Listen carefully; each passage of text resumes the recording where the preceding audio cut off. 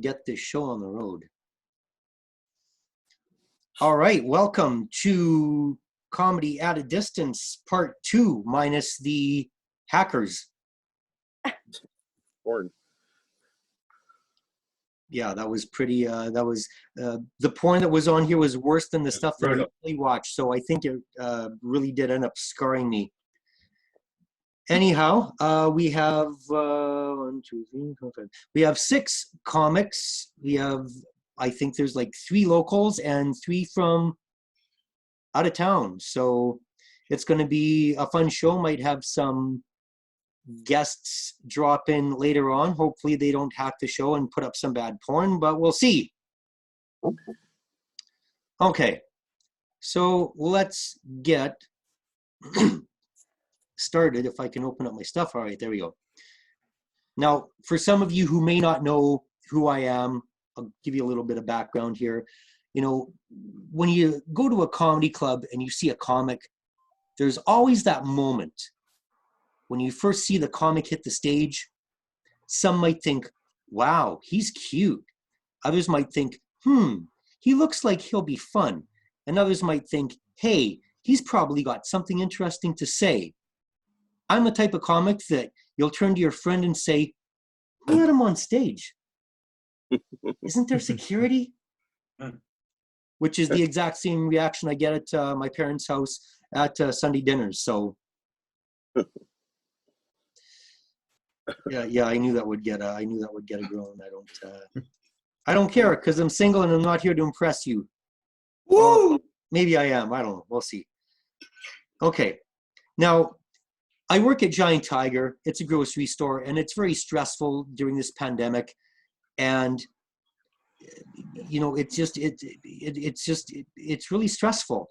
And you know, after a particularly long day at work one day, well, I always take the bus home, but this one particular day, I had to transfer buses once I got to the downtown terminal to be able to get home. Now, I'll usually have my headphones with me to listen to music. So the one day I fell asleep on the way downtown, I just crashed. The bus stopped downtown, and there I was, asleep. The driver asked one of the passengers, wake him up, is he drunk? And one of the passengers is like, well, he's sleeping and tears are running down his cheeks. I don't know, is he high? And the passenger took my headphones and listened. Nah, he isn't drunk or high. He's listening to the same Barry Manilow song on repeat. He's just having a moment. What I'm trying to say is that I'm sensitive.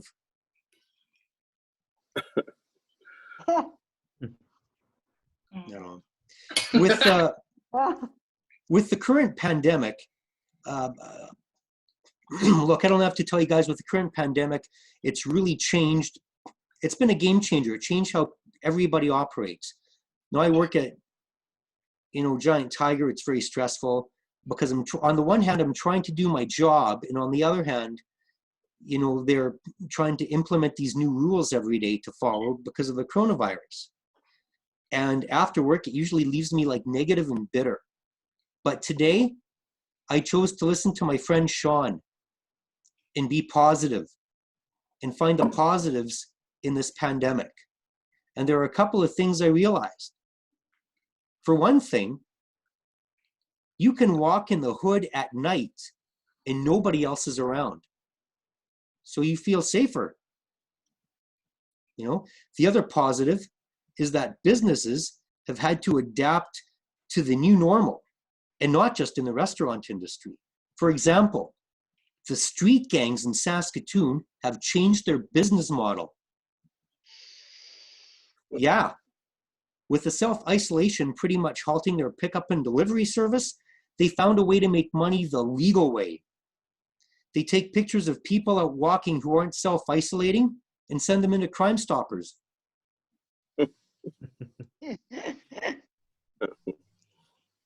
Last night I walked to the liquor store. It was a nice night for a walk, but it took me double the time it usually takes. Not because the sidewalks were slippery, but because these guys kept taking pictures of me from their living room windows like I was some kind of celebrity.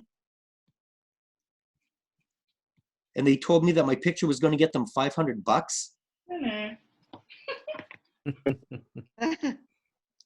Now, there are some businesses that I thought would have shut down completely due to the pandemic, but I was wrong. Believe it or not, pawn shops are still open for business. Walking on the way to the liquor store last night, I passed a pawn shop that was still open. The sign said, pawn shop, curbside pickup. And if you're a regular customer, they're offering late night pickup from the crime scene. And as an added bonus, the pawn shop will even help you with your alibi. You took my tag. You know, every day I feel like this changing world is leaving me behind. And not because I'm 46 and creepy. But things change so fast now that every day it seems like they're coming up with new job descriptions for jobs that have existed for ages. Like, this is a true story. I had a wisdom tooth removed probably about 6 months ago. Half of the tooth somehow broke apart, and the tooth that was still in my mouth turned black. Blacker than Shawn Cuthand's shirt. So it had to be extracted. I had a great benefits plan at the time, 100% coverage. It's called being unemployed on welfare and having dad pay for it. So I went to the dental office in my old neighborhood instead of my regular one because, well, I needed to save money, or my dad did anyways. So this is what happened. No word of a lie. I get to the dentist, they put me in the chair, they look at my tooth, take x-rays, no checkup, no cleaning. Then they told me to make an appointment and come back another day. What the hell? Oh, there we go. Oh no, is this? Oh, don't tell me this is a porn. Oh no, are we being hacked right now? Did it get hacked again? Is this not you? Uh-oh. This is Red Boner screen. Yeah, that's Shawn Cuthand. It says Red Boner screen. We can tell that it's you. I didn't know what I thought. I was trying to share this, but I totally fucked up. Oh, so it's not. So I'm not being hacked. Oh, good. There you go. I'm a little bummed out now, but I thought we were. I was getting excited. That scared me. You prick. Jesus.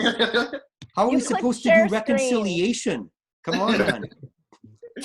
Okay, so I'll continue the joke. So, Okay. so back to my, hi Lachlan, by the way. So back to my, so I'm at the dentist office. They checked out my wisdom tooth, told me to come back another day. No, and I was like, well, my tooth is black. It's usually not a good sign in the first place. Like, you've got to extract it. And I was like, are you going to be like Justin Trudeau and use dialogue to get the tooth out instead of removing it by force? That's a Canadian joke.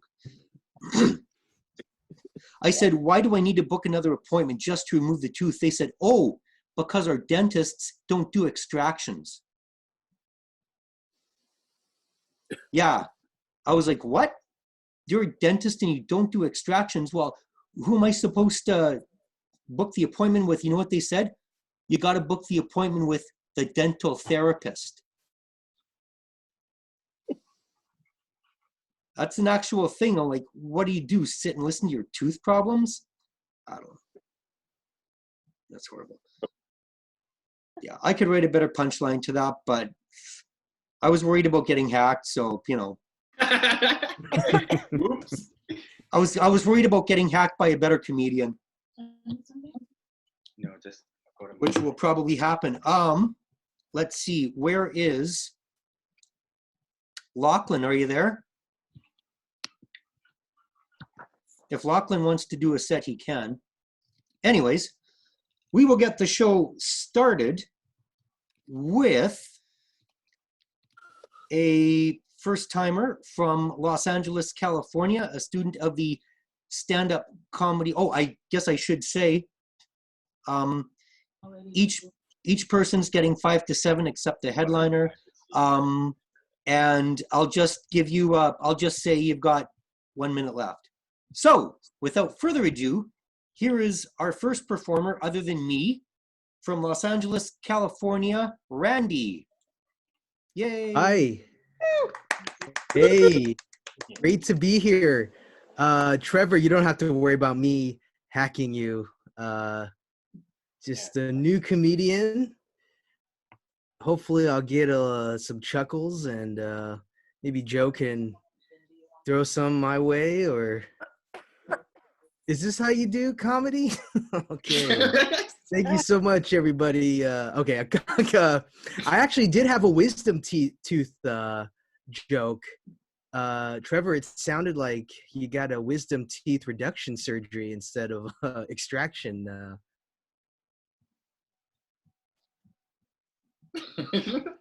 Okay. What a great start. No, I had my wisdom teeth taken out a couple years ago, and it was weird. They give you a gas out here. I don't know if they do the same. They give you an option between a gas or just putting Novocaine. Did you get the gas, or was it just Novocaine, Trevor? They don't have gas chambers in dentist's office. Those were outlawed a few years ago. Oh, okay. Oh, wait. Oh, I didn't know that.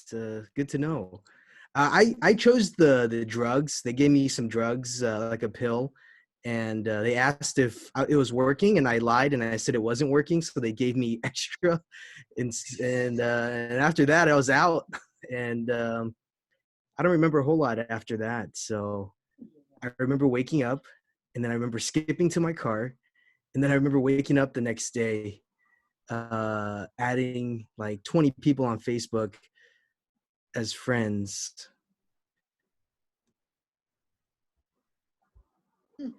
Great relationship with my dentist. No, actually, yeah. My dentist, I have a good relationship, but my doctor, my doctor, his nickname was Dr. Psy, like psychic, because he knows my chart before he even looks, and then he sighs. We're all playing this game, virtual tag these days. I don't know if anyone's on Instagram, but oh no, is it the porn? Is the porn back? Yeah, we're playing virtual tag on Instagram. Everybody's tagging each other, doing these push-ups. You're not going to catch me doing push-ups on Instagram Live. TikTok, though, I'll jump off the roof for a TikTok. And I don't even have a pool. Guys, I just got out of a toxic relationship. This is before the pandemic. Worst part is my friends are still hanging out with her at her place. And it's messed up. But they're like, Randy, it's not the same Wendy's. Or it's not the same Pizza 73. Wendy's was good. I got one coronavirus joke. What's the sexting gonna be like at this time? Are people sending pictures of themselves wrapped in toilet paper? I think the answer is yes.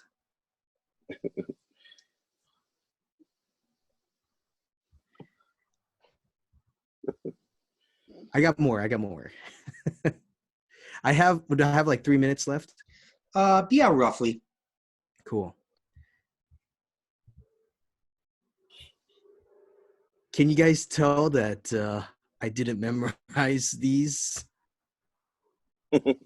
It's coming up.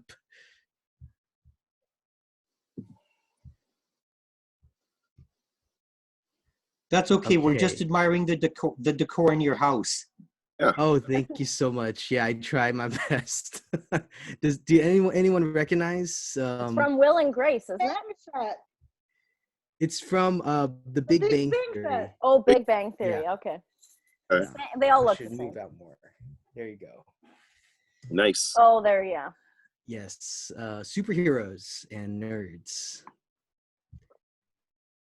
Okay, one time when I was 8, I got trapped in the back of a Taco Bell restroom, and it wasn't because of the food. It was one of these coin-operated bathrooms by the drive-through speaker. Do you guys know what I'm talking about? Like a pay toilet? It's like a toilet on the outside of a restaurant. You have to, exit and then go around to the back. But it makes sense though for Taco Bell because you want to separate the taco sauce from the brown sauce.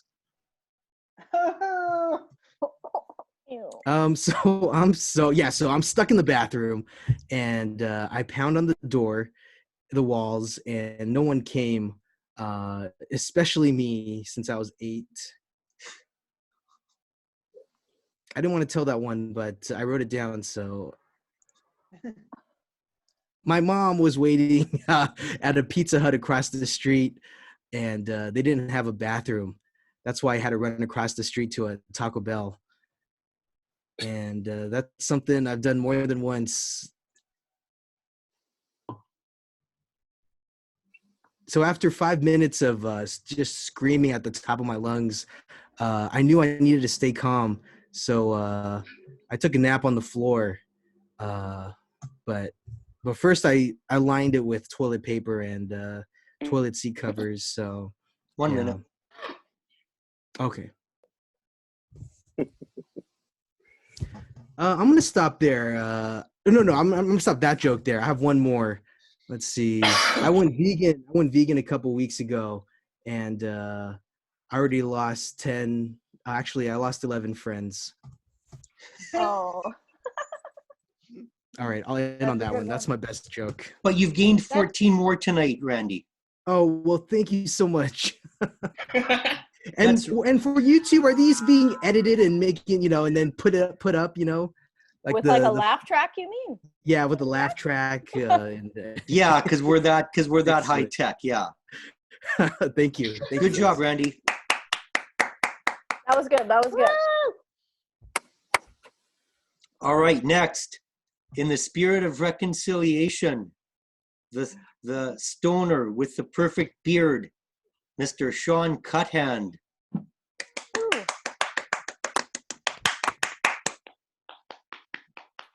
Hello.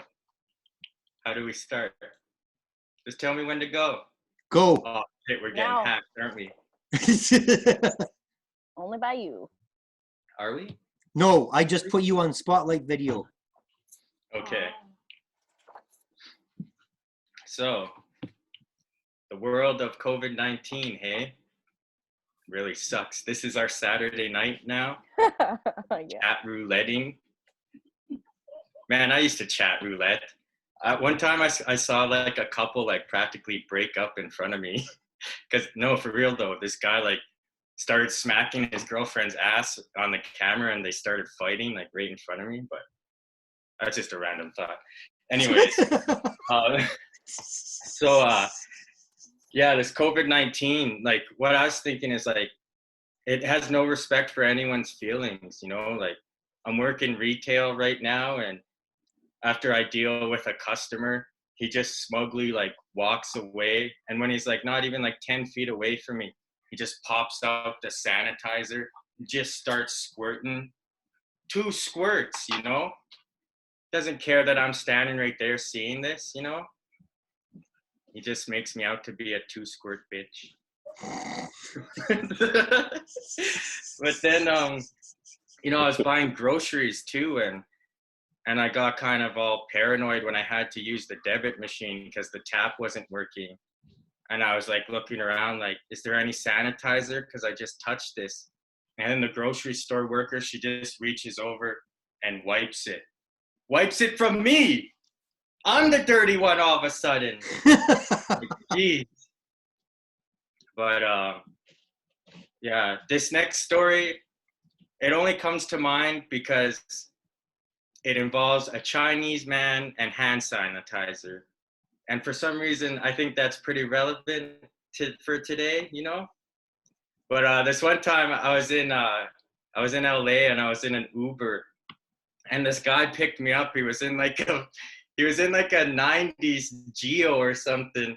And he picked me up and he had like Hello Kitty blankets in the car. And we jump in there and it just reeks like air freshener. And it reeks so bad that I just start sneezing. And I'm sneezing really bad, like real nasty sneezes. And I'm like, hey, buddy, do you have any Kleenex up there? And he's like, oh, no. And he starts looking around. He's like, but I got this. And he puts a bottle of hand sanitizer right at my face as I got a face full of boogers. It's like, what was he trying to do? Drown me? Jeez.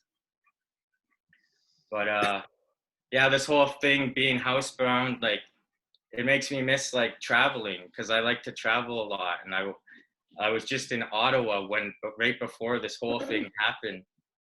And you know, like when you're from Saskatoon, like the big city life seems pretty entertaining when you see it happen in the streets. Like all of a sudden I was leaving the mall this one night and all of a sudden I see all this commotion.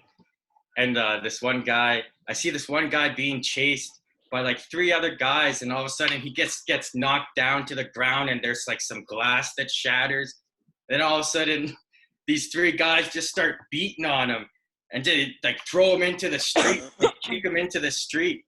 And then when the guy goes flying into the street, like his ass hit the ground, and all these $5 bills just went flying. It was like he was like some sort of Canadian Sonic the Hedgehog.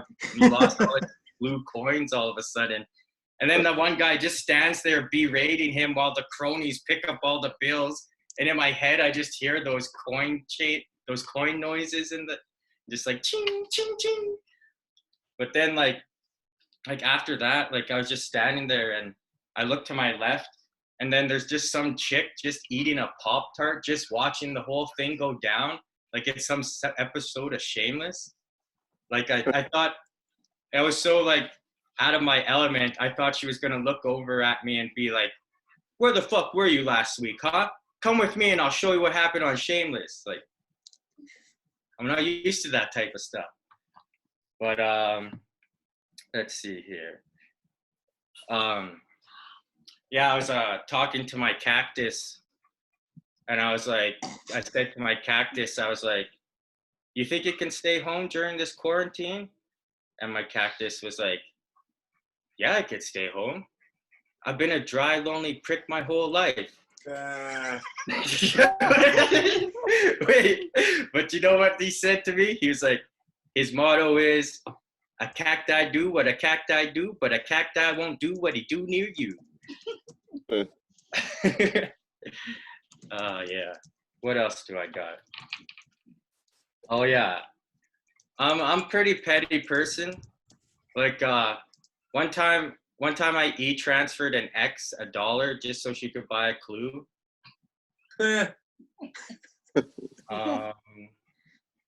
Oh yeah. Okay, so this one time I was working with my dad doing like a film shoot, and we had to go to this high school. And all of a sudden, like, the one high school teacher was a guy that I knew that I played baseball with.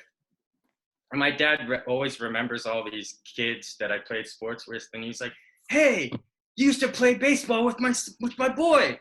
He's right here. Hey, you remember this guy? You played baseball with him. And, like, I remembered the guy.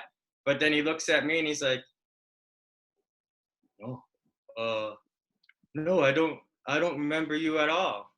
And I was just like, I was kind of hurt, you know, like I was like, really? Like, I was the pitcher, man. I was the pitcher of the team. And then all of a sudden it just got kind of bitter, and I was like, well, you know, the only reason I remembered you is because you pissed your pants in the outfield that one time. And your mama had to come grab you in the outfield and you were just crying. How could I forget you, huh? You can't remember me? I was the pitcher, boy. You pissed your pants in the outfield. That's why I remember you. That's why. Minute left. I'm petty. I said I'm petty. Is my time up or what? Sure. Oh wait. You're at 6:45. I don't give a shit. You want to do Okay, one well, more? Or you want to end it? I'll end on one. You know, just the other day, I was down to my last muffin, standing in the kitchen, and I dropped it underneath that island right there, you know? But underneath there was all this dog hair. So when I grabbed it, I was looking at this muffin and I was like, damn, like I haven't seen that much gray hair cling to a muffin top since last call it the colonial. Damn.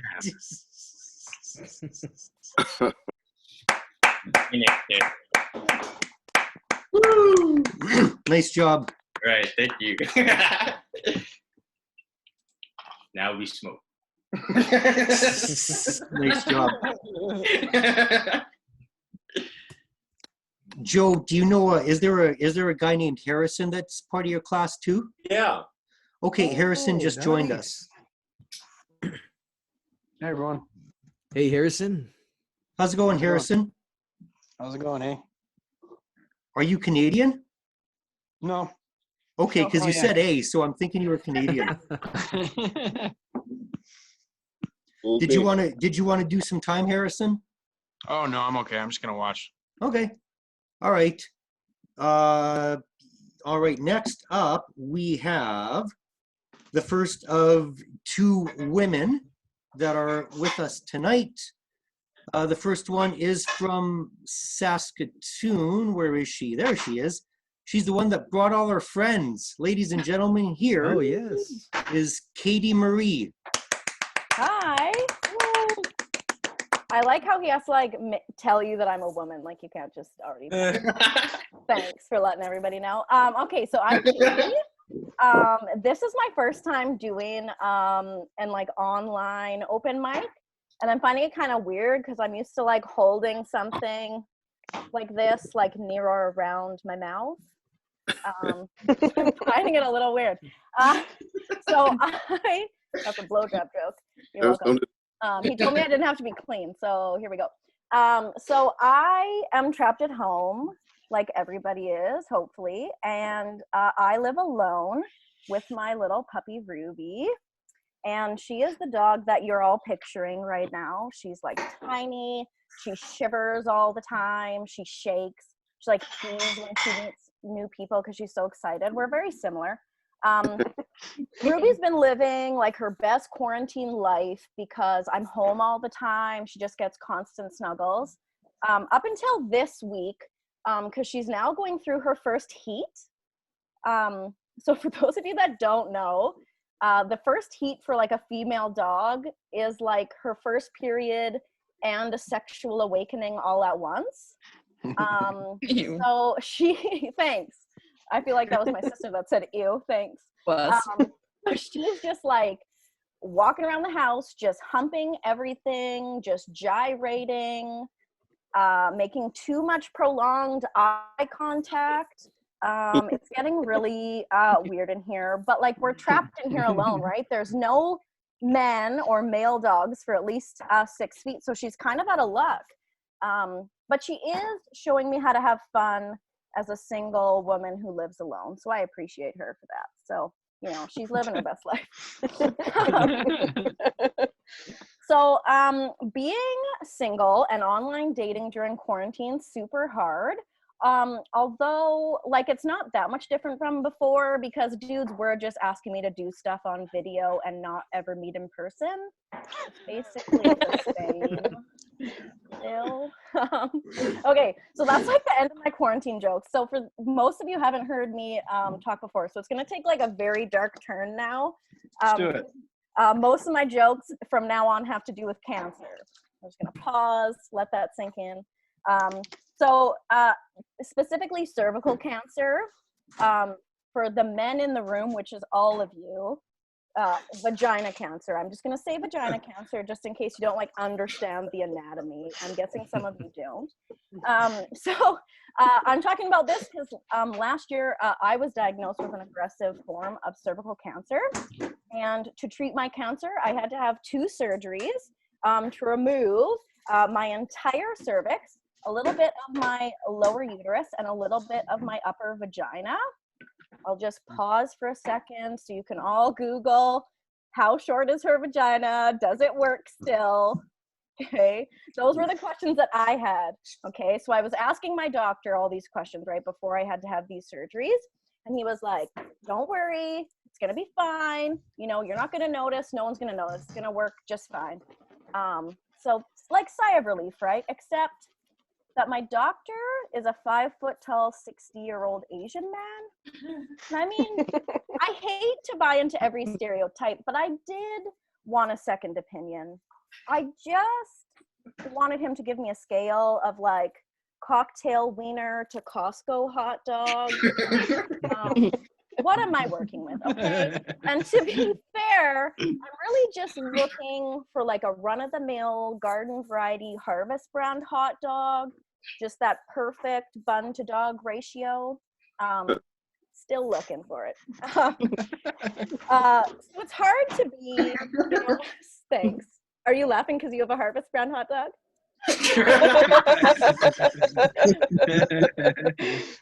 So it's hard to be a single 31-year-old woman with cervical cancer because how do you tell a guy that you're dating that you're not sure how long your vagina is?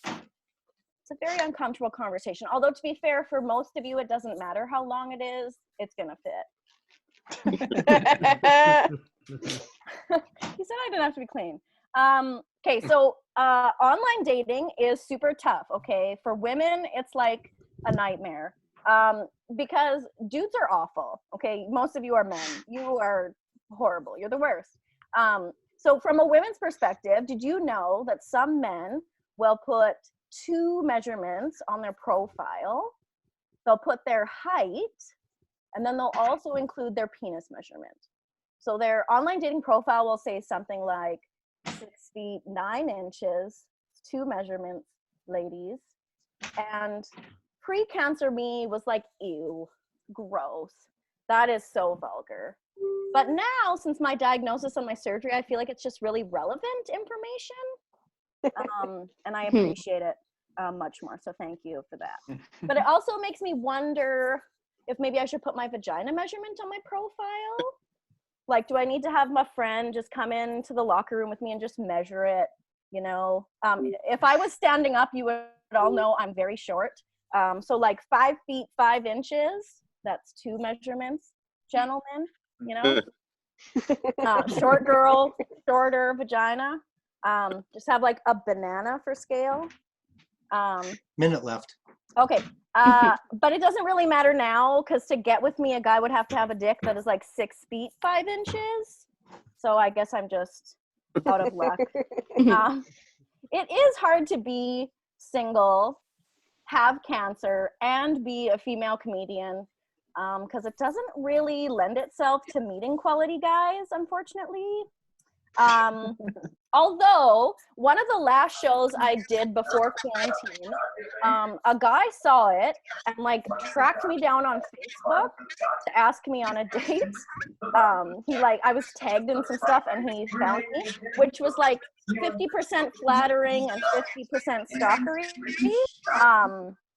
And he watched my whole set, which is obviously primarily about having cancer, short vagina, and tiny penises. And he still asked me out. So I went for coffee with him. The whole time, I was just like trying to figure out if he was like super confident in his masculinity or if he just has a really tiny penis and I'm just like the answer to his prayers. Okay, so that's all I have for you. I didn't write like a ton of new stuff. Thank you, Trevor, for inviting me. He was like, you can come. This one doesn't have to be clean. So Nice. I hear you like assertive guys, so that was me being assertive. I have a type. Yeah, thanks. Okay, thanks. Have a good. I'll watch the rest of the show. Thanks.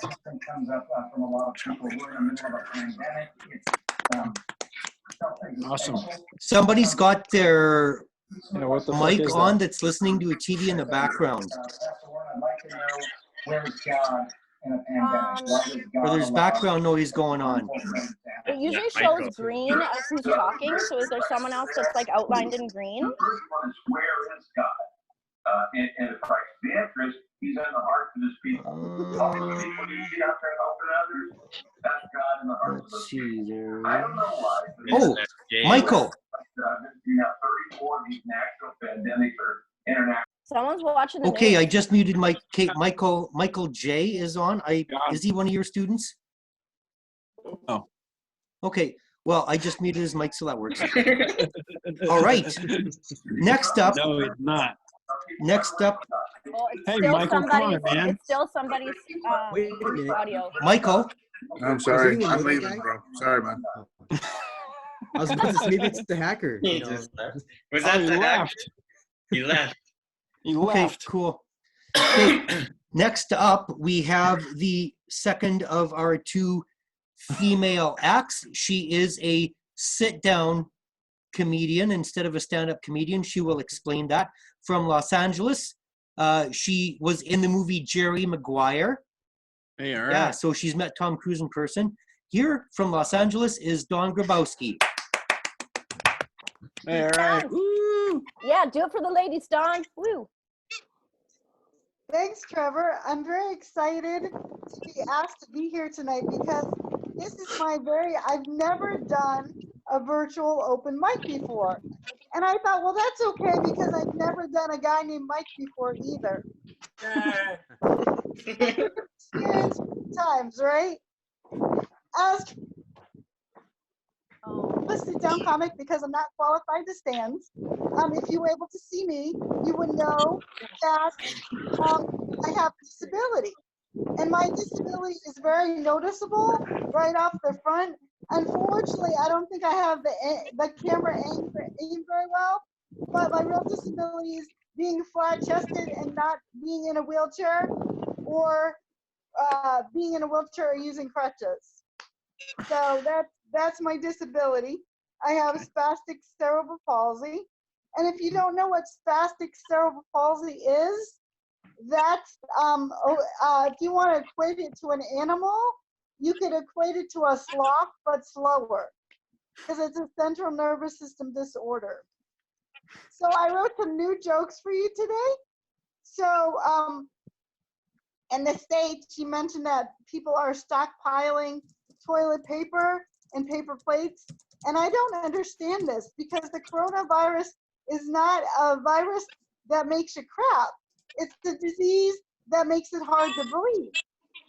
So if you wanted to, so if you really wanted to stockpile, you should go to the medical supply store and you should go to medical supply store and stockpile oxygen tanks.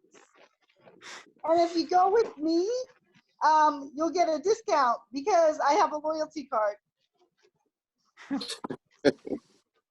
I don't understand this stockpiling mentality either, because I'm from back east, right outside of New York City, and East Coasters know how to handle things in a crisis. You don't need to worry about toilet paper and paper products. What you need to worry about is chocolate, wine, or other liquor. And if you like to combine your chocolate and your wine together. And some comics that are not like myself, that live in a federal building, you've probably stocked up on your drugs as well. So does anyone want to share some virtual blow? See, I love to be around people that have been drinking, because when I'm around people that have been drinking, I get so excited because it makes them look like they're the ones that are disabled. Most people have trouble getting on the bars. Most people have trouble after they're drinking, they fall off the bar stool. I have trouble getting on the bar stool. And I love being around people that have been drinking because, like I said, it makes them look like they're disabled. So I want everyone to drink up in your homes, because I know that you've already started doing that, and get really, really wasted, because I'm looking forward to fitting in. Besides that, if the more drunk you are, the more beautiful I look because of my disability, I tend to see things backwards a lot. So especially numbers, I transpose numbers. So I don't need to know that, I don't need to drink to know that a 6 is really a 9. And since I transpose numbers quite a bit, I get very excited when I first go to the bank, because when I look at my bank balance, I get very excited. And then I realize that I transpose numbers and that my bank balance is really low. Okay, I don't normally talk about politics, but I'm really kind of trying out some new stuff, and I'm really kind of horrified to think what the rest of the world must think of POTUS, the President of the United States, Trump. Ugh. Now, that's not my gag reflex from my cerebral palsy kicking in. That's me actually gagging. I'm not a fan of Agent Orange, also known as President Trump.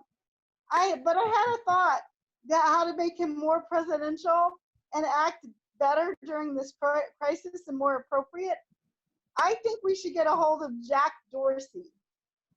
I don't know if you know who Jack Dorsey is, but Jack Dorsey is one of the CEOs of Twitter.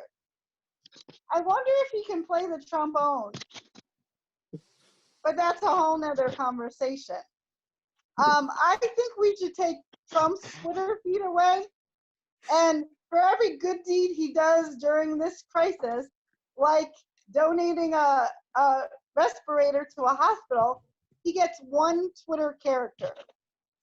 Now, if he does 140 good deeds, he could send one tweet at the end of every week.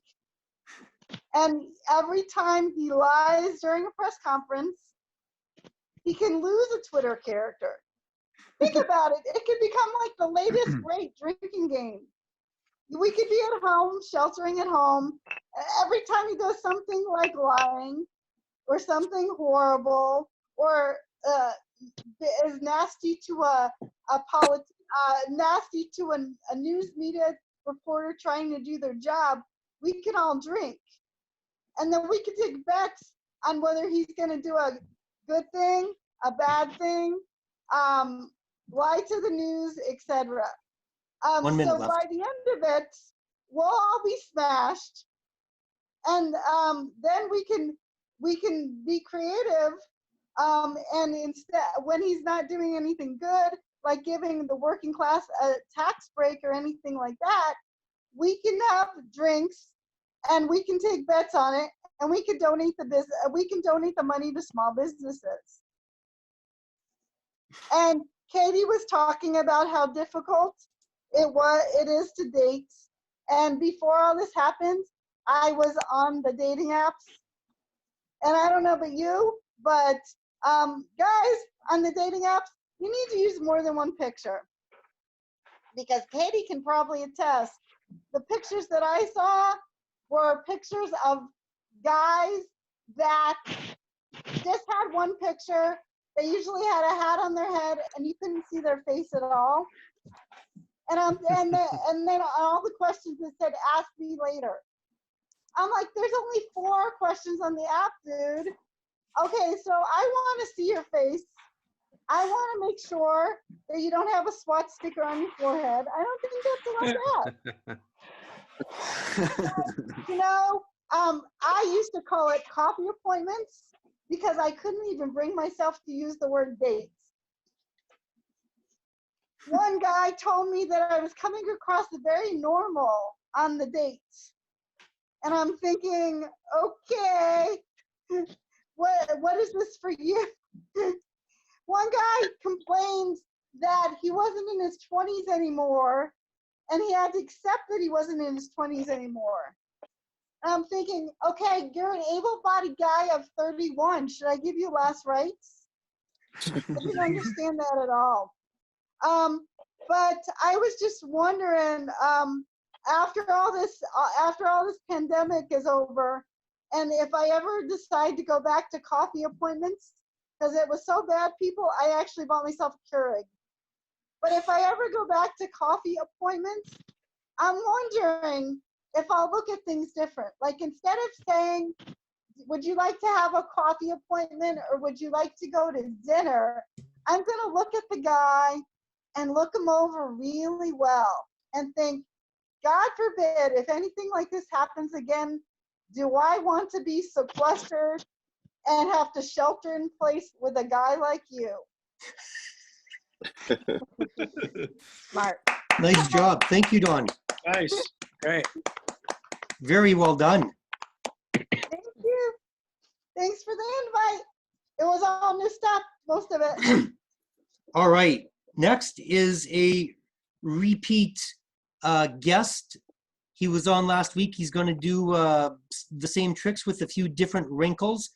He lives in the most dangerous neighborhood in America. He's from Chicago, voiceover artist and comedy magician. Here is Zack Percell. All right. Thanks for having me back. I'm excited to be back, and you know, I might be a little bit off tonight because I am stuffed. I usually don't eat before a performance, but I ate a bunch of pizza. My wife said, you know, we have the option of her cooking something tonight that had quinoa, involved quinoa. You guys familiar with that? Anybody ever had that? I can't really eat quinoa anymore because the last time I did, I was looking at it and a thought occurred to me. I was looking closely at it and I just realized it looked like a pile of thousands of mouse condoms. So I was unable to continue eating it, and I haven't been able to eat it since. So we had pizza instead. We got delivery from Papa John's. So I'm stuffed, but I'm going to I'm going to do at least one of the things that I did last week and then try to do something a little bit different. And we're going to start off with something big, something grand, a card trick. I've got a wooden box that's got a deck of cards in it. We're going to need this box in a minute. Now, this is kind of set up so that it's a really simple setup. All the cards in the deck are face up except for the one on top. That's the only face down card. And I'm going to need somebody. I need a lovely assistant. How about Katie? You want to help me out with this? I'm ready. Yeah. Obviously, we're on Zoom. I can't have you pick a card out. So what I'm going to have you do is I'm going to have you just use your imagination. Do you have a good imagination, Katie? Yeah. I'm a single 31-year-old woman who lives alone. My imagination is on Awesome. point. Perfect. I figured that would be the case. So, Katie, what I want you to do is I want you to imagine the card that I showed you the back of is any card at all from the deck, except for a Joker. Okay. In there. All right. Okay. Think about that card and send me your thoughts. Okay. About the card. About it. Yep. Yeah. Okay. All right. Okay. Yeah. I'm good. That was like that too, but okay. Now, I want you to imagine that card melting down through a bunch of the other cards in the deck. In fact, what I'm going to do is I'm going to put them inside the wooden box. I'm going to put the whole deck inside. You can see it's actually going in there, and I'll leave that in the view of the camera. All right. Okay. I want you to imagine it melting down through a bunch of other cards. I want you to imagine the entire deck shuffling. So your card could be anywhere at all, top, bottom, middle, doesn't matter. And then finally, to imagine the entire deck jumping out of the wooden box into the air and landing right here in the palm of my hand. Okay. Whoop, wrong hand. Okay, that's close enough. It landed in. Don't worry about the trick. That would suck. I could have easily just had the cards somewhere out of view of the camera. Okay. This is the weird thing. We're going to prove that it was your imagination that got the cards out of the box. And the way to that is first show that the cards are out of the box. Okay? Yeah. That's pretty good. It's much better live, but when you're sitting right here. But the thing that we really need to do is prove that it was your imagination that got the cards from the box to my hand. And the only way we can do that is with the card that you've been thinking of. So for the first out loud, what is the card that you've been thinking of? Two of Hearts. Two of Hearts. Now, we didn't prearrange. We didn't set anything up. We've never spoken. All right? No. All right. No. I'm going to fan through the cards because there's one card in the deck that is facing, like I said, the opposite direction of the rest of the cards. One card. Yeah. Okay. And you were imagining the Two of Hearts? Yeah. That would be really weird if this was the Two of Hearts, right? Yes. Take a look. And there it is right Wow. there. Okay. Wow. Okay. Awesome. Now, it was what was your name? I forget your name. Earlier, somebody mentioned me being in my vocal booth here, my voiceover booth. Oh, Randy. Randy, that's right. Randy, Yeah. yes. That's correct, Randy. I'm in my voiceover booth. Actually, I'm going to use this still for now. One of the things, a lot of people don't know this, but one of the things that voiceover artists, voice actors use are green apples. They kind of help with preventing the little click sounds that your mouth makes when you talk that you don't really hear unless you have your mouth right up against a microphone that picks everything up. I keep green apples in my vocal booth. I've got a strange looking apple here. As you can see, it's got a bunch of, these are 4.5-inch solid nails, steel spikes nails. I'm going to need somebody, this is nail number 1, 2, 3, 4. Somebody shout out 1, 2, 3, or 4. 2. 2, all right. So we'll take nail number 2. Now, what I would normally do is I would have somebody examine this nail, make sure that it is a completely normal nail, that there's nothing unusual, it doesn't bend, it doesn't collapse, anything like that. What I'm going to try to do with nail number 2 is something that has been around for a long time. With comedians, you guys know that one important thing, and that's taken very seriously, is not stealing other comedians' material. Magicians, we do the same tricks and the same jokes as other magicians all the time. But this is something that is, in the magic community, people are saying isn't going to be done quite as often anymore.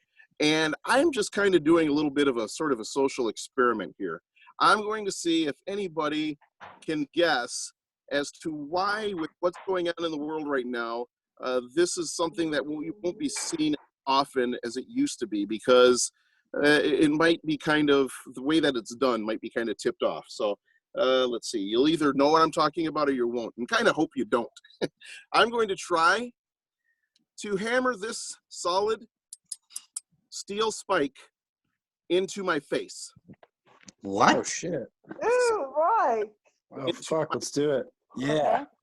And I'm going to try to keep it in camera here. Oh my God. All right. And you only really need. Fuck. No way. I can push it in the rest of the way. So I here we know. go. Oh, okay. This Oh, you're no. just Put your swabbing for put your COVID. mic on, Shawn.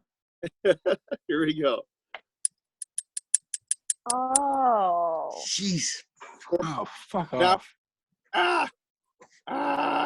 Oh no. It's terrible to What watch. the fuck? Ugh. Oh, jeez. Why though? Wow. And you thought your material was Oh, gross, God. Katie. Oy, oy, oy. Thought I was gonna watch the punchlines. Yeah. Yeah, Is here's this it. for porn again somehow? God. Oh. Amazing. Wow. Camera, so you guys can see. That really looks like that's in my face, doesn't it? Now let Yeah. Yeah. Oh my What a God. show. What am I watching? Oh, we can't hear you. Am I the only one that can't hear him anymore? Okay, you got to repeat what you said, Zach. All right. So a lot of times when I do this, people will say later on, "Oh, he shoved a nail up his nose." No, if I shoved the nail up my nose, it would go into my brain and kill me. But this is actually in my head. Let's see, or at least it looked that way. Ew. I tell the kids at Halloween that this is an optical illusion, but let's see. I'd share this. Sometimes I let somebody else pull it out. I'm trying to figure out what's the best angle here. That's good. That's good. Yeah. Is that good right there? Yeah. Right there? I mean, good is relative. No. Ugh, gross. How are your eyes not watering right now?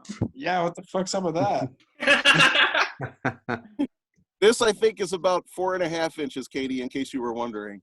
I know. I can tell just by looking There it at is. it. Thank you. I'm getting ripped on today. Really. You can take measurements just by looking. Yeah. And there we go. Well, yep, there it is. Yeah. There's a little bit of brain on the end of it. I'm kidding. It's not brain. All right. Oh my goodness. Yeah. Normally, what I would do in this case, It's like how far back the corona. I would either hammer to a piece of wood and hand it out to somebody in my audience, or I just drop it into a bag and hand it out. Trevor, that'd be great if I could just mail this to you. Oh Lord. I don't want it. Can you do the Rubik's Cube one so we can leave it at least on a non-creepy note? So I don't have nightmares? Well, you know what? I could do it. I'd have to run get it. I didn't get prepared because I wasn't sure if there was going to be anybody here from last time that already other than you. And there's one thing about it. It's like one of those kind of tricks that you're not supposed to repeat for the same audience. But I could do it because I think you're the only one. I know, Joe, you came in. Did you come to performance? Late. I didn't see it last time. No. You didn't see it last time. Okay, you know what? I saw it, but I don't mind. I saw it also. Come on, let's do it. I downstairs and get it. It's a quick setup, but if you want to like have me come back and no, we'll wait for you. We can talk amongst ourselves. Want to do that? That's cool. Okay. Yeah, we'll probably need therapy after seeing the nail up your nose. So. All right, I'll be right back. I'll go grab it. Okay. This is definitely one for the books. Open mics for me. Yo, Trevor. So I heard that right now there's a big surge of people hacking Zoom and putting porn on it. We just like tonight specifically. It started like yesterday. We just saw like a news article about it. Yeah, I read it. Yeah, because Zoom changed their their settings for meetings. So every meeting that you schedule will automatically default to having a password. So I guess I'll have to do a password next time. Huh. What low stakes. Harrison, we had I don't think you were here yet, Harrison. We had well, I wasn't here either for that, the porn invasion. I don't know. Sounds good. Oh, no, it was worse than the porn I usually watch. It was, and some guy kept saying, Trevor, let me tell a joke. Out of nowhere, all of a sudden, like Pornhub came on, and then some guy kept saying, hey, you N-word. Hey, N-word. Geez. And then some other guy popped in, and he's like, could I tell a joke? Hey, could I tell a joke? And then all of a sudden, it showed like a dead body that was skinned or something. Yeah, and then Shawn was like, oh, my computer got AIDS. That is worse than I thought it was. Ooh, I logged off at that exact minute for no reason. It wasn't me, guys. Yeah, I usually don't have to try that hard to turn a woman off, so it wasn't me. Yeah, all right, well. But after seeing that nail through his nose, I'm like, he's got to end on a note so I don't have nightmares. But oh, Trevor, that was just, that was horrible. Slab? Oh, jeez. Did you see that slab, Lo? Excuse me? Did you see the slab on the... Did anyone else see that? What are you talking about? It was just you, Shawn. It was you. When we got hacked, there was that... They put that dead body on the... Oh, yeah, I saw that. Yeah. Yeah, bloody dead body on a gurney after the girl-on-girl porn. Oh, jeez. Wow. Wow, that's aggressive. I'll make sure I use the password next time. All right, I think we got, I think Zach's back. Almost, man. Jeez Christ. Sorry. All right, I use this is a great finale. This one will not leave me with nightmares. Here is Zack Percell once again. All right, let's do it. Thank you. Okay, let's see if I get gotta get into view here.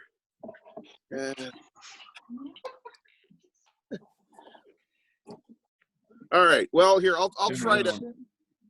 I will try as best I can to do this. Let's see. I know what I'm gonna do. Okay. I'm kind of doing things a little bit different than I normally do here, but we'll give it a.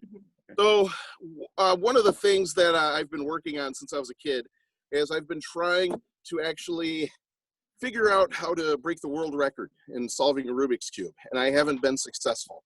So I've had to cheat. I've had to use math.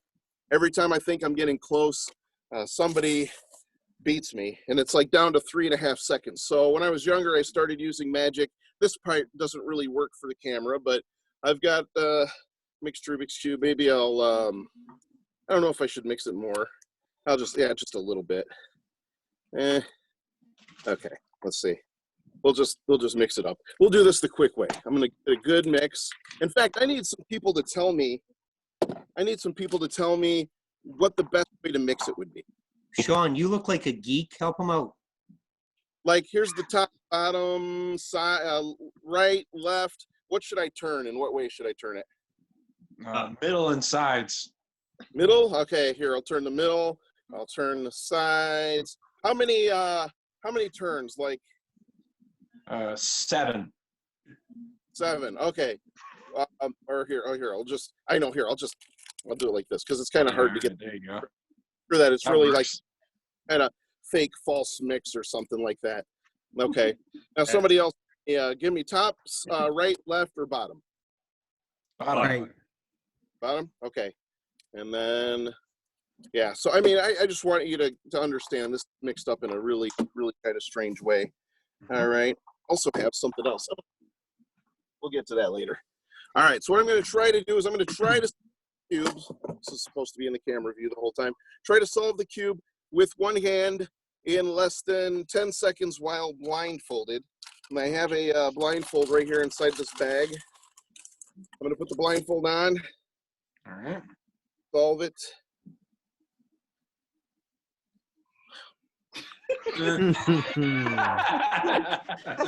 That's cold. One's got holes in it. All right, here. I'll use the bag instead. All right, word. Cube goes into the bag. Or I'm gonna cup a little bit. You can see me entirely. Cube's going to go inside the bag. And believe it or not, I'm going to try to have it. Oh, there it is right there. Completely solved on all 6 sides that quick, which is a really trick if the mixed cube weren't still inside the bag. It would I trusted you. Just a joke. Actually, what I'm going to do is I really am going to solve the cube with one hand. I'm going to do it in less than 10 seconds while blindfolded. But before I do that, I want to show you something even more amazing. What could possibly be more amazing than that, you ask? I'll tell you what could possibly be more amazing than that. The silver bag that I put up here, this silver bag has another cube inside of it.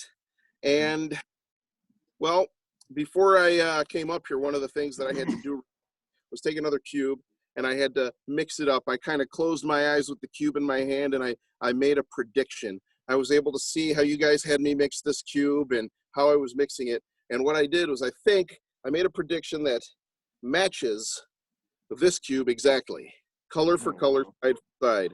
Now, what I do in my show is I actually have this cube, I hand this cube out and I have somebody mix it up as much as they want. You just have to take my word for it. It's much more amazing that way.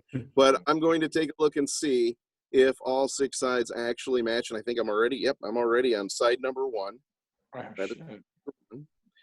That is side number 2, side number 3,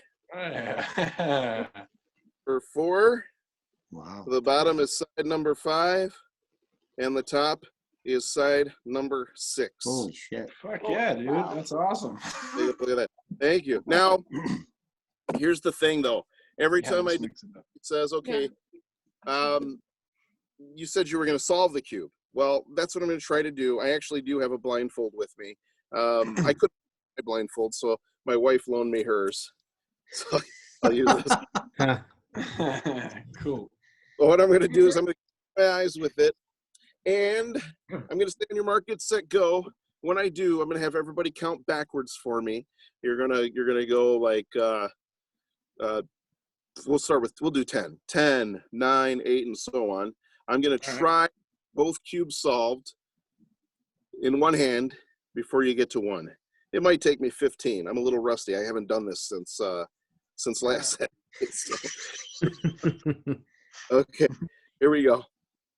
I'm going to try to keep this in camera view with my blindfold on. We'll see what happens. On your mark, get set, go. 10. 9, 8, Eight, 7, seven, 6, 6, 5, I think I'm 4, almost there. Is that it? 3. Yeah. Oh, Oh. shit. Wow. Shit, bro. Oh, you dropped it. Oh, you. Oh, There we go. oh. That one. But yeah, that's it. There you go. Damn, Wow. Wow. dude. Fucking A. Yeah, thank you. Thank you. Pretty cool. Yeah. Had to, All right. I had to leave out one part of that I didn't want to leave out, but I actually maybe I can do it. I don't know. Let's see if I just get it mixed up a little bit here. Sorcery. Sorry. No, here we'll use the handkerchief here to see if I put it underneath there. Snap my fingers. When I take it back out, hopefully it'll be solved. Oh, Yeah. shit. Wow. All You're right. a demon. Fuck you, demon. Wow, very nice. All Thank you, right. Zach. Excellent. Well done. Well done. Well done. Appreciate it. Thank you. That was nice. All right. And I think we are down to our last performer of the night. He was a part of the World Series of Comedy. He's done voiceover work, acting, and along with Jerry Corley, he is an instructor at the Stand-Up Comedy Clinic in Los Angeles. So I guess that means he knows what he's talking about. Ladies and gentlemen, here is your headliner, the one and only Joe Dungan. Wow. I'm still, Zach, you're freaking me out in a number of ways. I think That Rubik's Cube thing, you know, when I was a kid, I read a book about how to solve the Rubik's Cube, and my best time ever was like 2 minutes. Yeah. That's what it was like back then. You had to solve one side at a time. Now you just solve the entire thing at once. pretty much. Which I don't know how the hell you do it. Is it true? I read somewhere that no matter how much you mess up a Rubik's Cube, you're never more than 47 moves away. Is that true? I think that it's even less than that. I think it's like 20 something now, 21 or something like that. I usually, when I do a basic solve, it's I use more moves than that. Basic solve. Yeah, so There's the complicated ones I do to impress people. The basic solve. I'm sorry, continue your thought that's making us feel like shit. No, really, the funny thing is that I really only know how to do the basic solve. The other stuff that you saw me do is magic trick solve stuff. It's kind of hard to explain because it is legitimately mixed, but I can use trickery to solve it fast. That's fine, but you shouldn't explain the magic. Otherwise, it doesn't work. You know, like female orgasms. Still don't understand. You find out how they work, it ruins the illusion. Anyway, thank you all for not being here. I've wanted to say that on a virtual mic for weeks now. You guys are not really here. Because if we were in a real room and you were all here, then I would say thank you for being here. But none of you are here. My here to you is there. So all of you, all of you are here, but it's a relative here. You're sitting where you are going, but Joe, I am here. I don't know why my imitation of you involves rheumatism. I don't mean that as a comment on any of you. My imitations are not that good. When I imitate Morgan Freeman, it comes out like Katharine Hepburn. Also, Trevor, thank you, man. I've gotten to know you very well this week. Yeah, it's amazing what you can learn in a 2.5-hour interview. Oh, maybe you can. That's a joke, Trevor. I don't. And also, someone explain this to me because Trevor actually. I'm going to my basic computer. Hang on. Trevor actually he sent this to me the other night before we did our interview on his show. He sent me a link. He said, before I send you a link, I got to come back. And he actually wrote this. He said, I'll send you the link when I get home, closer to the interview time. Forgot to set the meeting room up. I'm at work right now. I work at a grocery store. People are ass clowns. End of rant. Is it because Canadians are nice, or is it just him? Because in America, that's the beginning of a rant. That's the beginning of a 2,000-word essay on medium.com. But to him, he's like, oh, it's good to get that off my chest. No, more. Let it out. I worry about you. So does my biological mother. That's good. That's good that you have that. You know, Zach, this just occurred to me, Zach, you should stick that nail in your nose and then go get a physical and say to the doctor, Doc, I think I have an iron deficiency. Wait a minute. Achoo! Doing! Oh, I guess I don't. I do have a Doc, I'm having trouble breathing. Just the one side. I'm congested. Freak him out. Yeah. That was awesome. I wish I could do a trick like that. That's fantastic. Boy, the party going on in here right now. The rest of this continent has no idea. And these poor bastards who muted their mics. What are they doing? Let's have this on in the background. You have no idea what's going on in here. Anyway, thank you all for listening to me. Before I start, I want to start. I want to tell this story. I don't know why I thought of this, but for those of you who are not in the United States, I want to explain something to you. There's something you need to know about. This is in the sporting world, and this is true. You can ask anybody who's studied psychology. It's a well-known, documented fact that sports fans in Philadelphia are the worst humans on earth. They're terrible.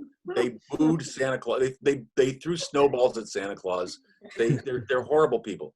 So something you need to know last year happened. Philadelphia Eagles football, they were playing a game and they lost because they dropped a lot of passes, okay? Remember this name, Nelson Aguilar. That was his name. He's a wide receiver for Philadelphia, and he dropped some passes, including one at the end of the game that would have won it for him, that touchdown pass at the very end, and he clanked it, okay? That night, there was a fire at an apartment building in Philadelphia, okay? And the fire department came, and they went into the second floor, and they saved people's lives. I mean, real hero stuff.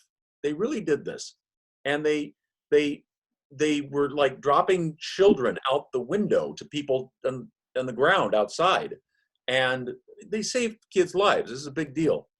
And then the news shows up and they interview a guy. Some dude was a neighbor, a guy walking down the street, whatever, saw this. And he explained what he saw to the news.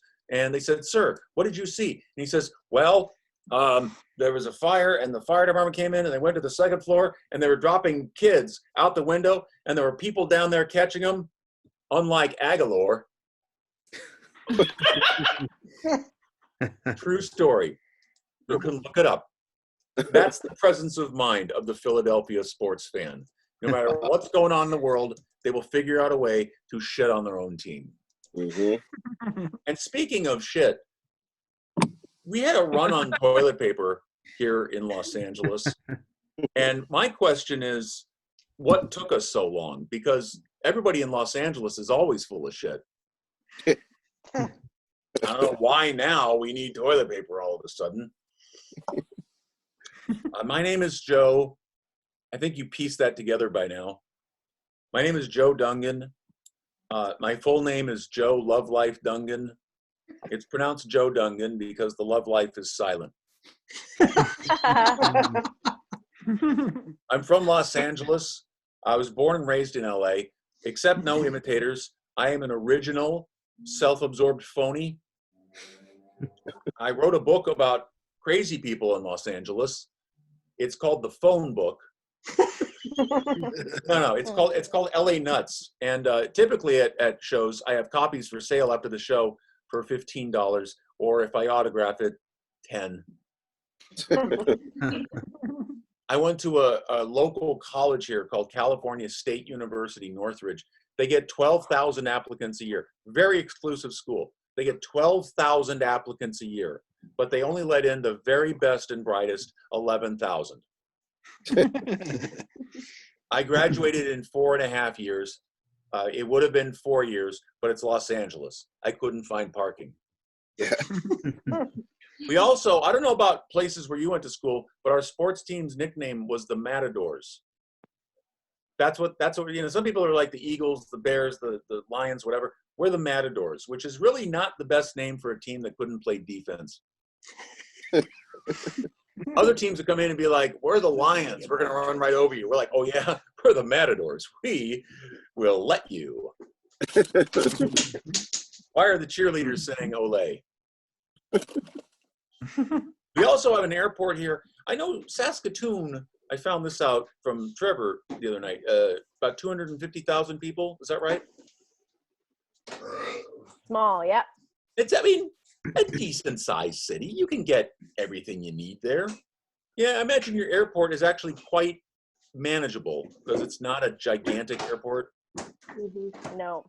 We have in LA, we have one called LAX, which is awful. It's a nightmare. LAX is horrible. It's, imagine like The Walking Dead, but with living people. It's horrible. But then we've got one right over here in the valley, Burbank Airport, which is wonderful. Everybody, the locals love Burbank Airport because it's small, it's convenient, it's easy to get in and out of. It's just a 7-Eleven with airplanes. And for those of you who have not been here before, they recently remodeled. It's very nice inside. New paint, new carpet, new display cases with a lot of historical photographs. Nice statue of Amelia Earhart because nothing says aviation safety. Let me on that plane. Couldn't happen again. This is Burbank Airport is also one of those airports that has a store in the airport that sells luggage. Who's this for? I don't know about you. I've flown plenty of times. I've forgotten to pack dental floss in my suitcase. I've forgotten to pack a dress belt in my suitcase. I've never forgotten the suitcase. Who are these people wandering into the airport with armloads of clothing? Like, oh man, I just know I'm forgetting something. Oh gosh, I forgot dental floss. Damn it! Hope there's one of those places that has dental floss for sale. Another thing about California, we don't have any white trash. It's California. We have white recycling. All the children watching, just remember it's never okay to take candy from strangers unless it's October 31st and everyone is dressed funny. A friend of mine likes to argue that his beanbag chair is the most comfortable chair in his apartment, but I don't think he has a leg to stand on. Sorry. Friends, are you like me? Do you think it's weird that you can measure the circumference of a cake by using pi?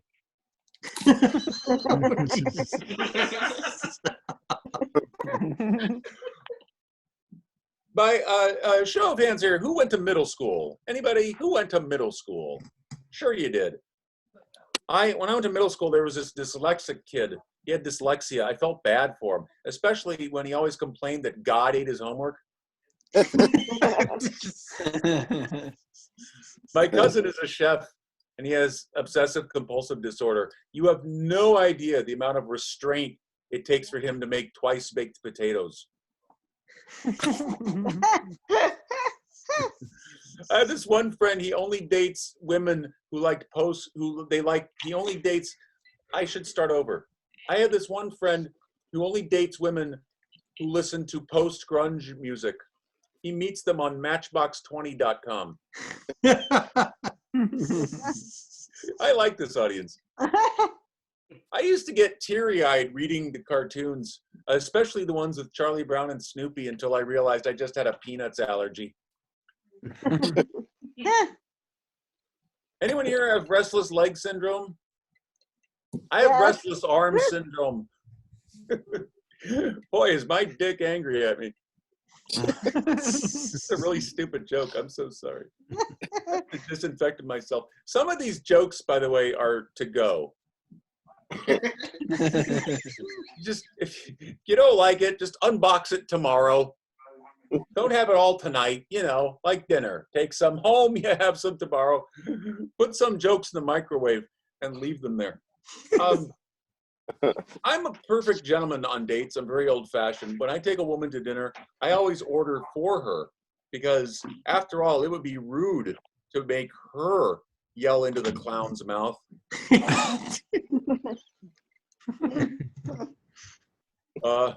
I once dated a woman named Joe, which is really, yeah, hello, right? Joe, dating Joe. It was actually really nice because for once I could yell out my own name in bed and not have to explain anything.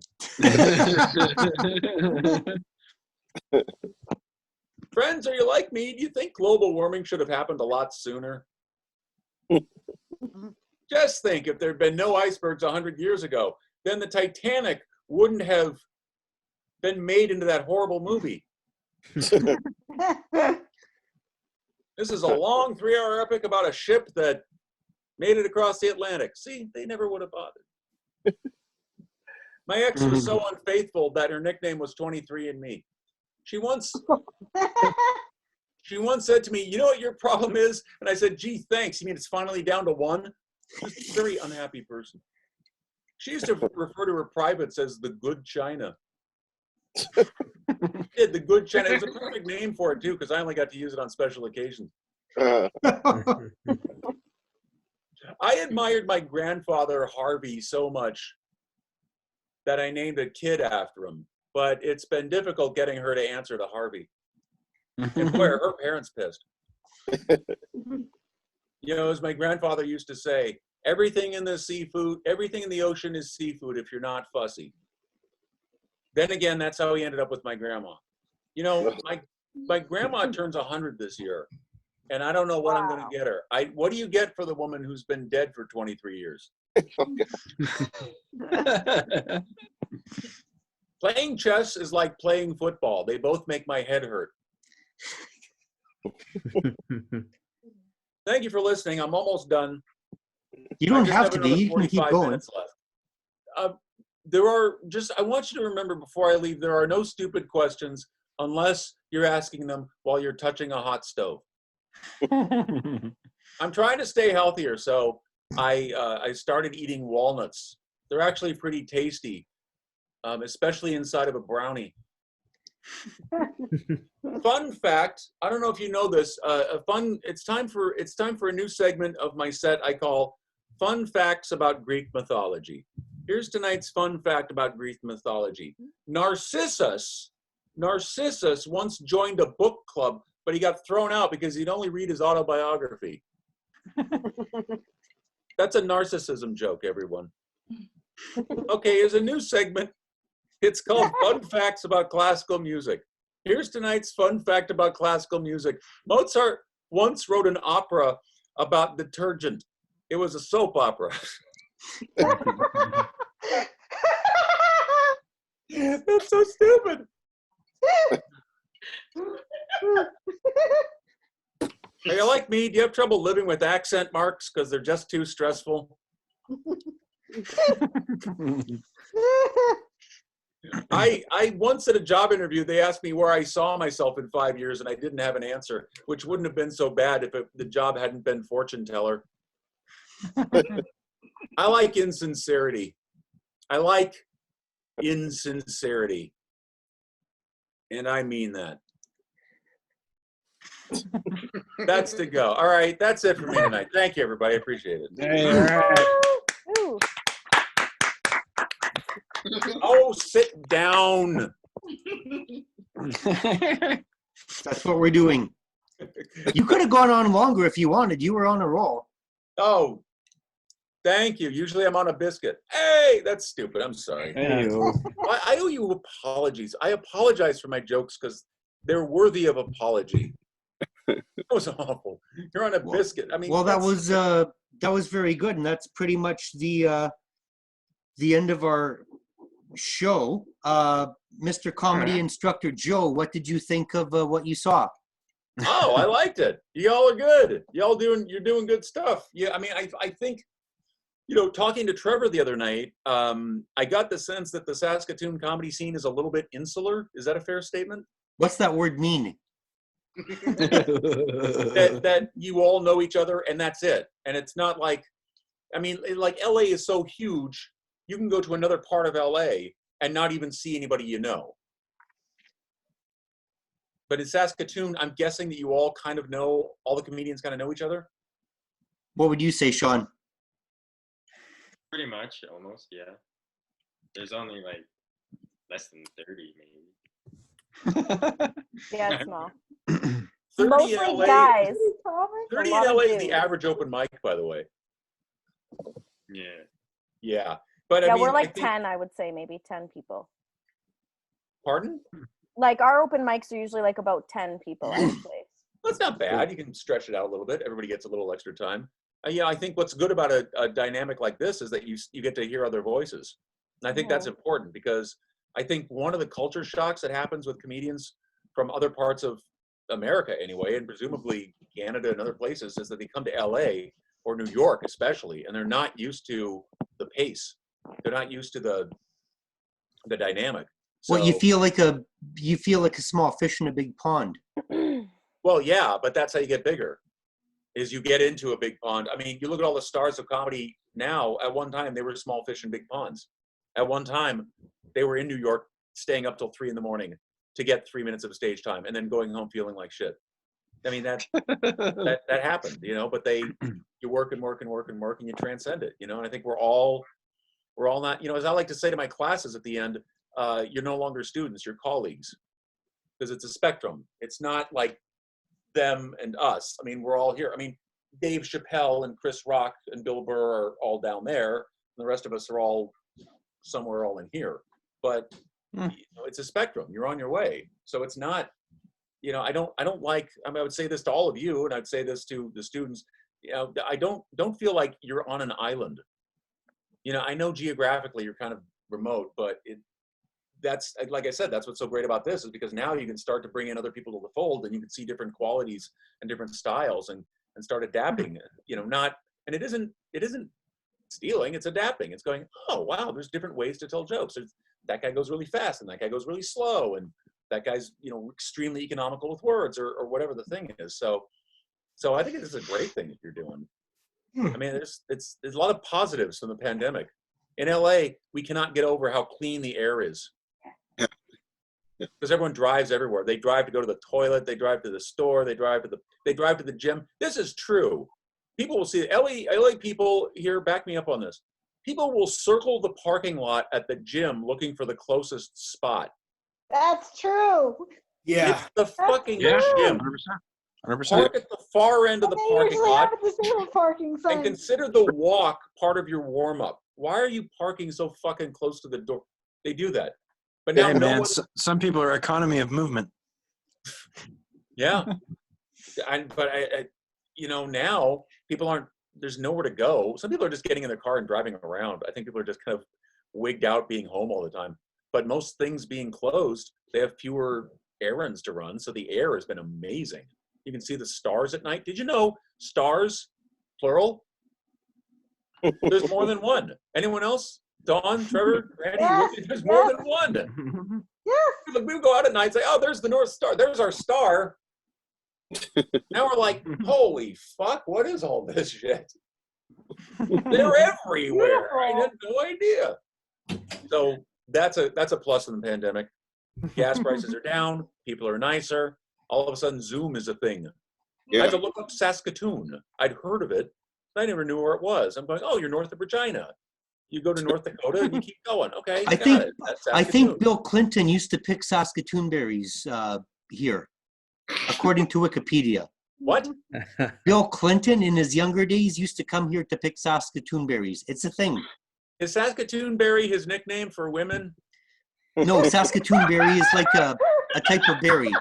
So that's a real thing. He really used to go to Saskatoon to pick berries? If you believe Wikipedia, apparently. Oh, okay. We were talking about Bill Clinton here. I mean, I don't know what Canadians know about him, but in America, he's like #1 pussy hound. I mean, everybody is like, oh shit, hide your daughter. Bill Clinton's in town. So good for you. Good on you. I say keep doing it. Try to get people from elsewhere. That's why I asked Trevor, can I share the link? And good for you. Yeah, well, if it wasn't for the hackers sharing shitty porn, we would have had more people on the first time. But when that guy said, let me tell a joke, you should have said, yeah, where are you from? But the guy, maybe he was from Mexico. Maybe he was from England. We could have just made this international. And so that's his style. Huh? The guy starts by going, let me tell a joke. Okay. You weirdie.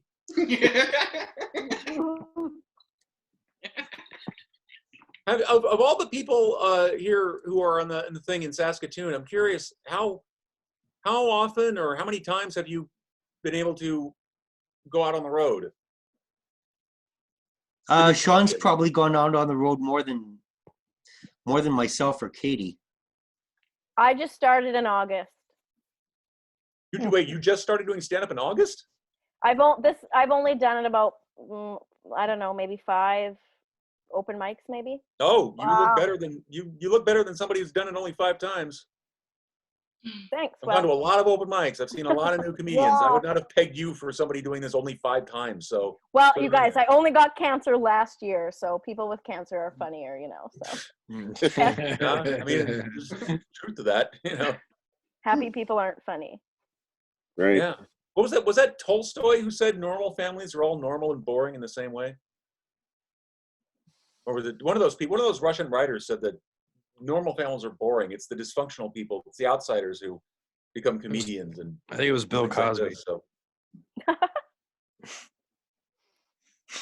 Yikes. Yikes. A good functional family. Old Bill. So, Joe, I don't know if I asked you this in the interview or not, but finish this sentence. This may be too general of a question, but I'll give it a shot anyways, because I'm basically kept at home. Finish this sentence. To be a successful comedian, you should do a lot of fucking things. The number one thing that works for me is this. I say this a lot to people, and I kind of adhere to it. To be a successful comedian, you should do the things that other comedians don't want to do. Here's a good one that's helped me. If you're presented with something that at first seems hard, your first thought, first of all, make sure it's worth your while. Building a replica of the Great Wall of China in your backyard is hard, but it's pointless. So do you really want to do that? But as far as becoming a comedian, ask yourself if this is going to help your career. And if it's really hard, say this to yourself. If it's really hard for me, then it's probably really hard for 99% of the other comedians out there. And that means most of them are not going to do it. So if you do it, you'll be one up on most comedians in that regard. Writing 30 minutes a day is hard. Try writing 30 minutes a day for 30 days in a row. You'd be amazed how few comedians do that. I don't think I've ever done it. I don't think I've ever written half an hour a day, 30 days in a row. I don't think I ever have. It's amazingly hard. Try doing that, even if it's shitty jokes, because that's how you write good jokes. Get the shitty ones out of the way. Write as few shitty jokes as possible, but if you write a shitty joke, fine. David Mamet said in the book, act well or act poorly, but act truly. And I think it's the same thing about stand-up. Write a joke well or write a joke poorly, but write it truly. If you're pissed off about something, write that. And if you can't find the joke, well, that's fine. Just write the thought down anyway. Randy Harrison backed me up today in class. How many times did I say, how do you feel about that? A bunch. Yeah. Yeah, because that's what's going to inform the joke, I think. That's what's going to make you go, oh, that's the angle on that. Without even naming any comedians, I'm not going to name any names. Think of your favorite comedian. All of their jokes, there's an attitude. There's a point of view. It's not just an observation. Is attitude different from a point of view? No, it's kind of the same thing. It's just it's the direction that you're pointing the joke. Like Harrison made a great observation today about the sandwich called the BLT.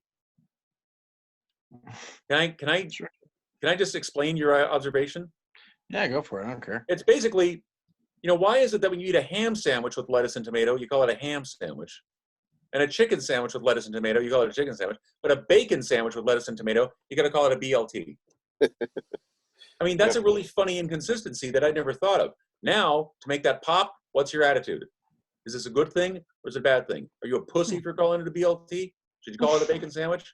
Or do you like to hide everything behind an LT? Are you like, no, honey, I'm not cheating on you. I'm just having I'm not eating pussy on the side. I'm just having a PLT sandwich. I'm just taking. You see, I'm taking the logic of that and just applying it to other things. That's all I'm saying. Is just take that inconsistency, whatever that thing is. How do you feel about it? Is this a good thing? Do we should apply it to other things in a good way, or is it lame and apply it in a lame way? I mean, as he said, you're not going to say had an HLT sandwich today.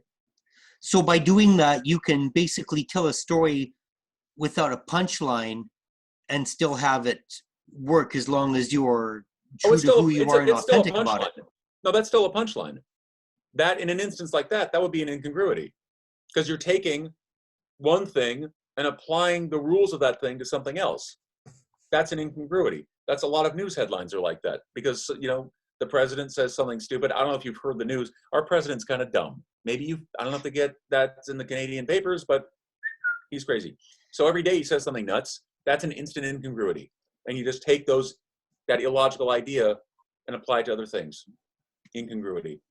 Stephen Colbert does that in his monologue a lot, or he did. I haven't watched it lately. But he's been doing it from his house. Pardon, Dawn? He's been doing the show from his house. I saw one of them, yeah. I thought, well, you get lemons, you make lemonade. Okay, that ain't bad. Now, Joe, how much, I remember Jerry saying in a blog how much writers made for writing a sketch for a late night TV show. How much is it? I heard it was something like $3,000. If you're on staff, I don't think they would buy those from outsiders. So they have a staff of people. I took a class one day, a couple of years ago, I think, from a year or two ago. A guy named Albert Howell, who's actually a Canadian comedian and writer. He wrote for something in Toronto. I forgot what it was called. And then he worked for The Tonight Show with Jimmy Fallon for a year. And he told us, it's kind of a boiler room mentality. He says, here's what it's like. And it was like a 3-hour thing where he explained what it was like. And if you're going to be on staff as a sketch writer, here's how you do it. And so he made us all pitch a sketch. And then he acted as head writer. And he said, okay, I like that. Why don't you write that sketch? And we had an hour to bang out a sketch. Just 4 or 5 of us in a room. We're just slamming away on our laptop trying to come up with a sketch. Mm-hmm. The Fallon show has 14 writers, 7 just for monologue, 7 just for sketches. And not only are you working all day on your sketches and monologue jokes, apparently you're working on the next day's show when they're taping that one. So they tape it, I guess, 5:30 or something. And as soon as that starts, you're on to the next show. So if it's Wednesday at 5:30, they're doing that show, you're already thinking of Thursday night monologue jokes. And I'm going, why can't you start Thursday morning with that? I don't know why this requires all day. And apparently, Monday show, you start on Sunday. You're at home writing stuff on Sunday and trying to figure stuff out. And Saturday you do laundry.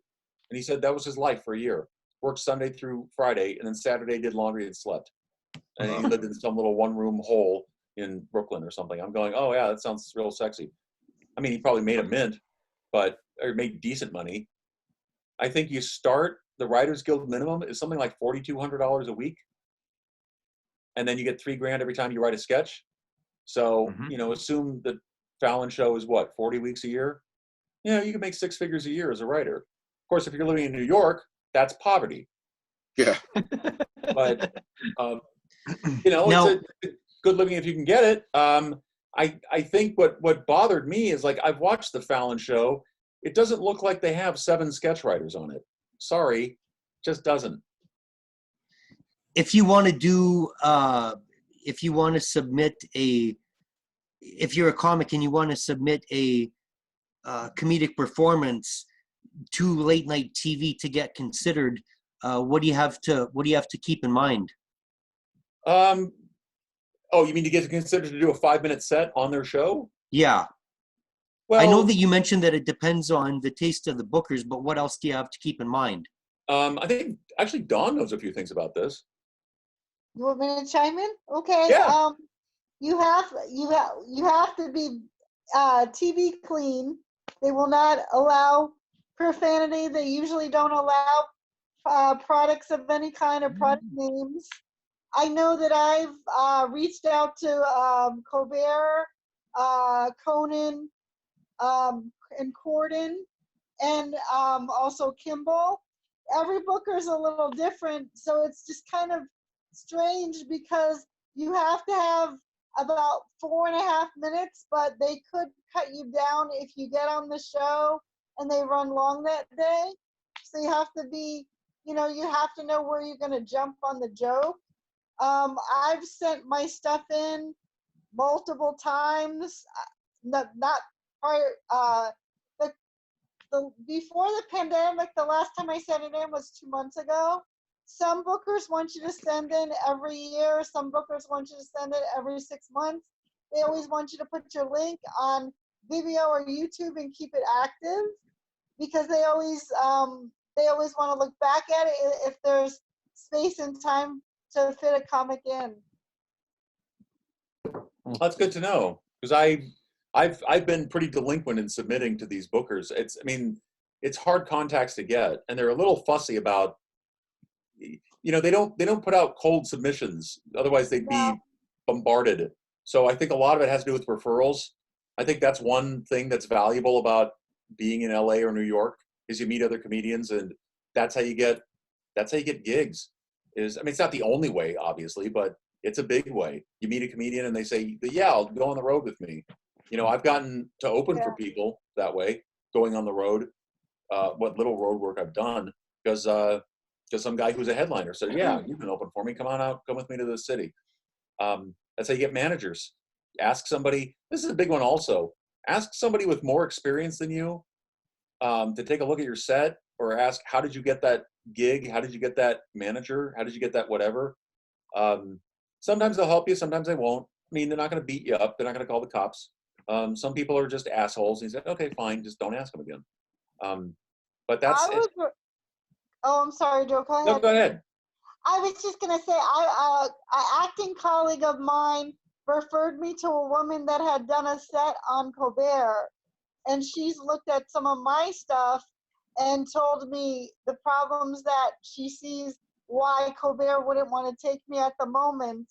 But then again, I have met Colbert at TV Academy events, and he likes my stuff and says that he was going to refer me to the booker because he liked the fact that I made him laugh in person.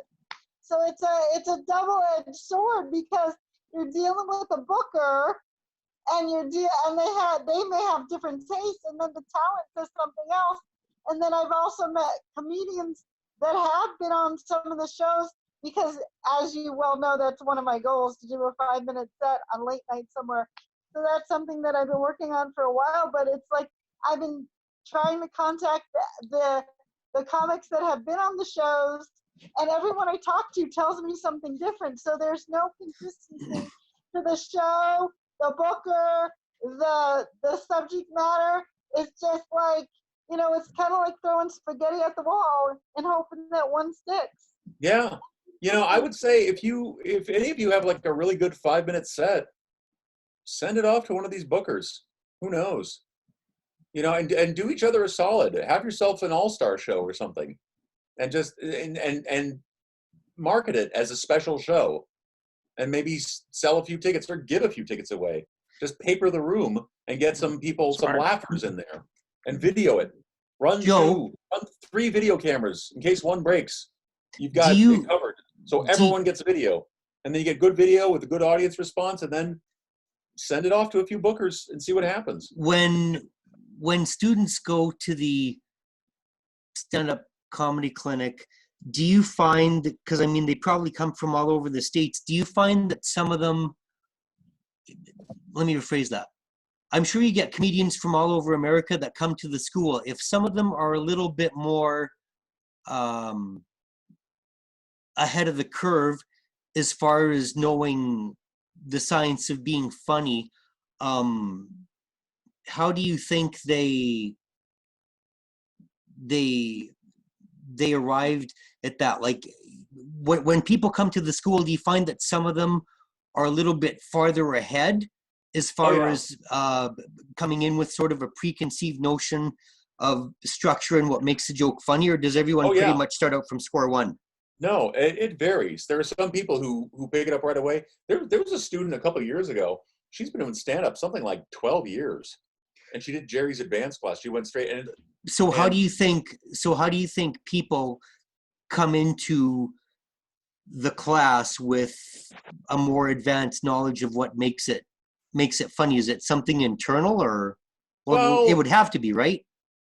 Yeah, but it's also, I mean, the thing is with a sense of humor, it's so slippery. It's kind of hard to say.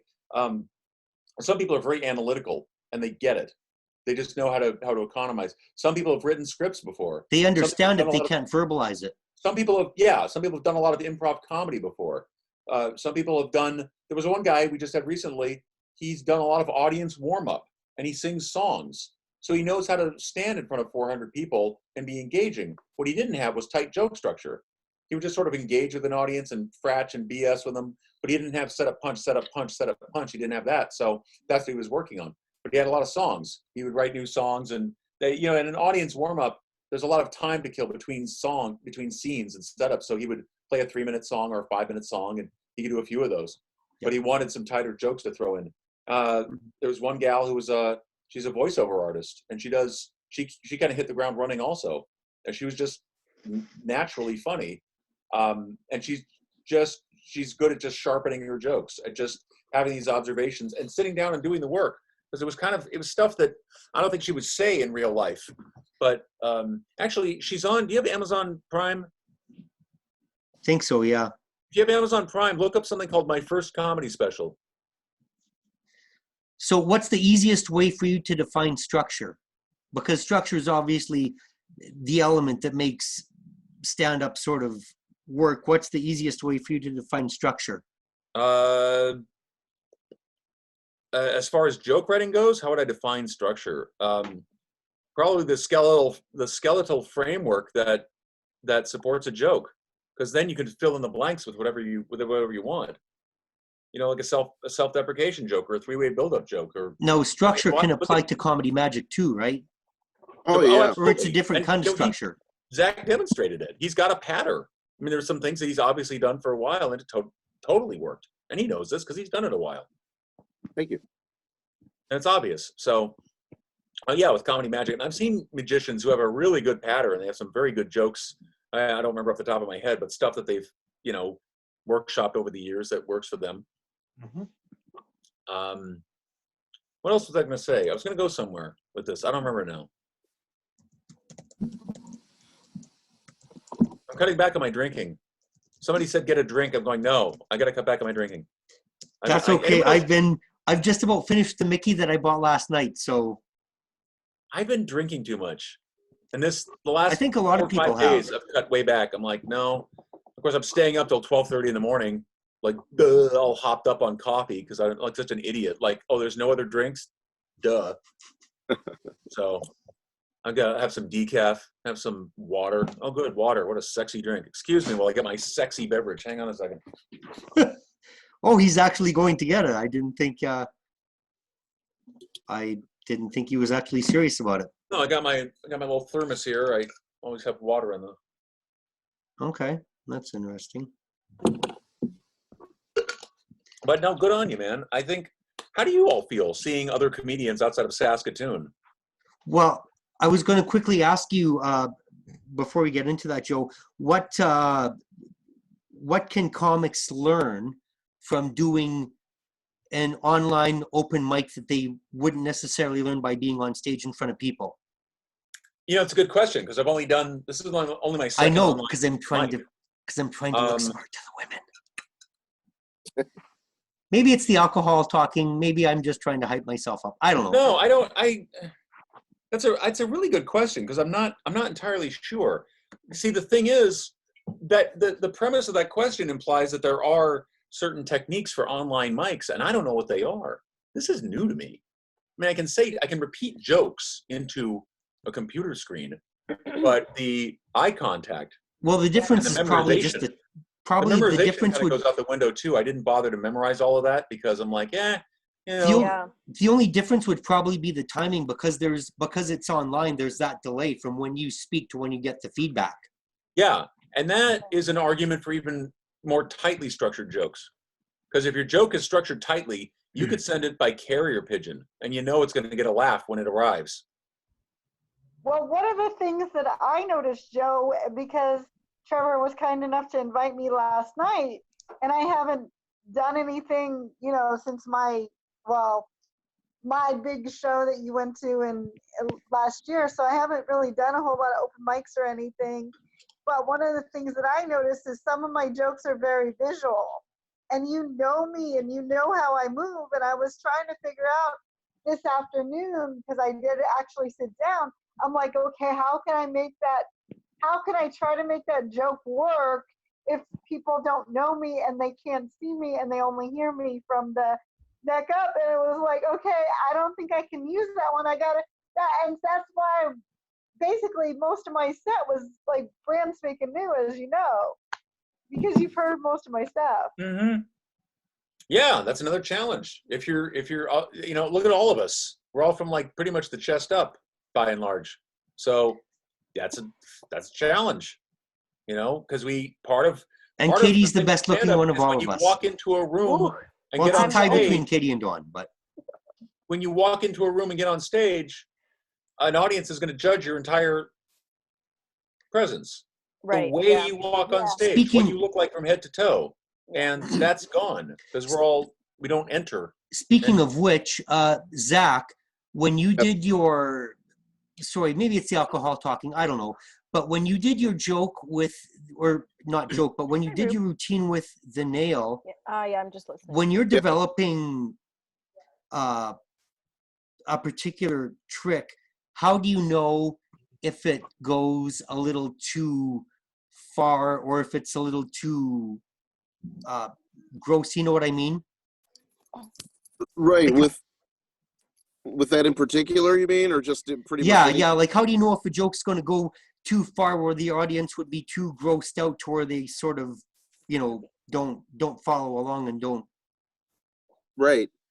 That's perfect for that trick in particular because, I as Joe said, I've been doing this for quite a while, and biggest challenge here is keeping everything in frame. I don't have without having a live audience, but with that one, it's I'm always very conscious, almost to the point of paranoid when it comes to audiences, because like I've told you before, I perform for kids, families, and I do adult shows. And with that old trick, it's called the blockhead. It's an old carny routine, an old carnival gross out routine. And that one, I first started doing that back when I was about college age. I was over 20 something years ago. I went and did it for a festival. I was working with my best friend at the time. We had a duo act, and that was the guy that went to Hawaii that passed away, right? That's right. Yep. Okay. That one. Okay. So we performed it at a local festival, and it was the only time I believe that I ever got a complaint about my show. And that was because we performed the Blockhead for a family festival. It was a summer festival. And after, we did it on a stage at this outdoor festival. And afterwards, the DJ who was running the stage came up to us and he said, because we had another show later on that day, he said, I really don't appreciate that you did that Blockhead trick and hammered the nail into your face. This is and that's just going a little bit too far, a little bit too gross for this kind of thing. And I kind of, I'm not an argumentative, normally I just say, okay, yeah, no problem, that's fine. But it kind of irritated me because I've seen the show, I've seen the trick done on TV shows that are, family-oriented shows. And it's one of those things you can get away with at Halloween, no problem, for any type of audience, any, kids involved and everything. So I said, I think it's okay. I think it's appropriate. Well, he said, I really don't want you to do that in the next show. And so we didn't. But we didn't end up getting hired back to the event the next year. So I don't know if that had anything to do with it. And that's the only time anything has ever happened like that. I also do a routine. I haven't done it for a while with double-edged razor blades. And I actually take blades and put them into my mouth and apparently follow them with a piece of thread and then pull them threaded to the maybe I'll show you that one sometime too. Oh fuck, no way. Not unless I'm completely shit-faced. Oh my god. So that one I've been much more careful about where I do that one. Because ever since that whole, and so, and I actually have been doing that one longer, but I was always very careful about that one. Nobody ever complains at Halloween, but if I were to do this at a kid's birthday party in July, then it has a whole different feel to it. So it kind of depends, on the situation, the event type and everything. So. Well, Plus, I imagine some of that is just personal taste. That sort of thing happens. It's never been a problem before. Now all of a sudden it's a problem. There was an open mic here in LA I went to years ago, and it was a feedback mic. You could do 5 minutes, and then people would give feedback. It was a good thing. And then next comedian would get up. And one time a guy did his set, and then the woman running the mic gets up and says, "You're not allowed to tell jokes about Republicans." And I'm sitting in the back of the room thinking, "Fuck you! What do you mean you can't? Who the hell you fucking?" Was that at Flappers?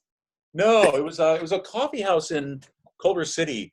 I don't think she does the mic anymore. I'm not sure it lasted too long after that because, Americans hate having their First Amendment rights infringed upon. I mean, even Republicans, if you're telling a joke about a Republican, even Republicans are like, yeah, you can tell it. They'll be mad, but they would never say, don't say that. This woman did. And I don't think I ever went back after that. I'm just like, where the hell do you get off telling comedians that they can't tell a joke about a certain topic? It's not an incest joke, for Christ's sakes. It's a joke about Republicans. It's not a rape joke. What is wrong with you? So yeah, rape jokes trigger people, but Republicans, like, what? You're the thinnest skinned person I've ever met. Anybody have any joke or not jokes? Anybody have any questions for Mr. Dungan? Thank you for thinking I'm an authority. Well, you are a teacher, so I don't know. Thank you. Any last words?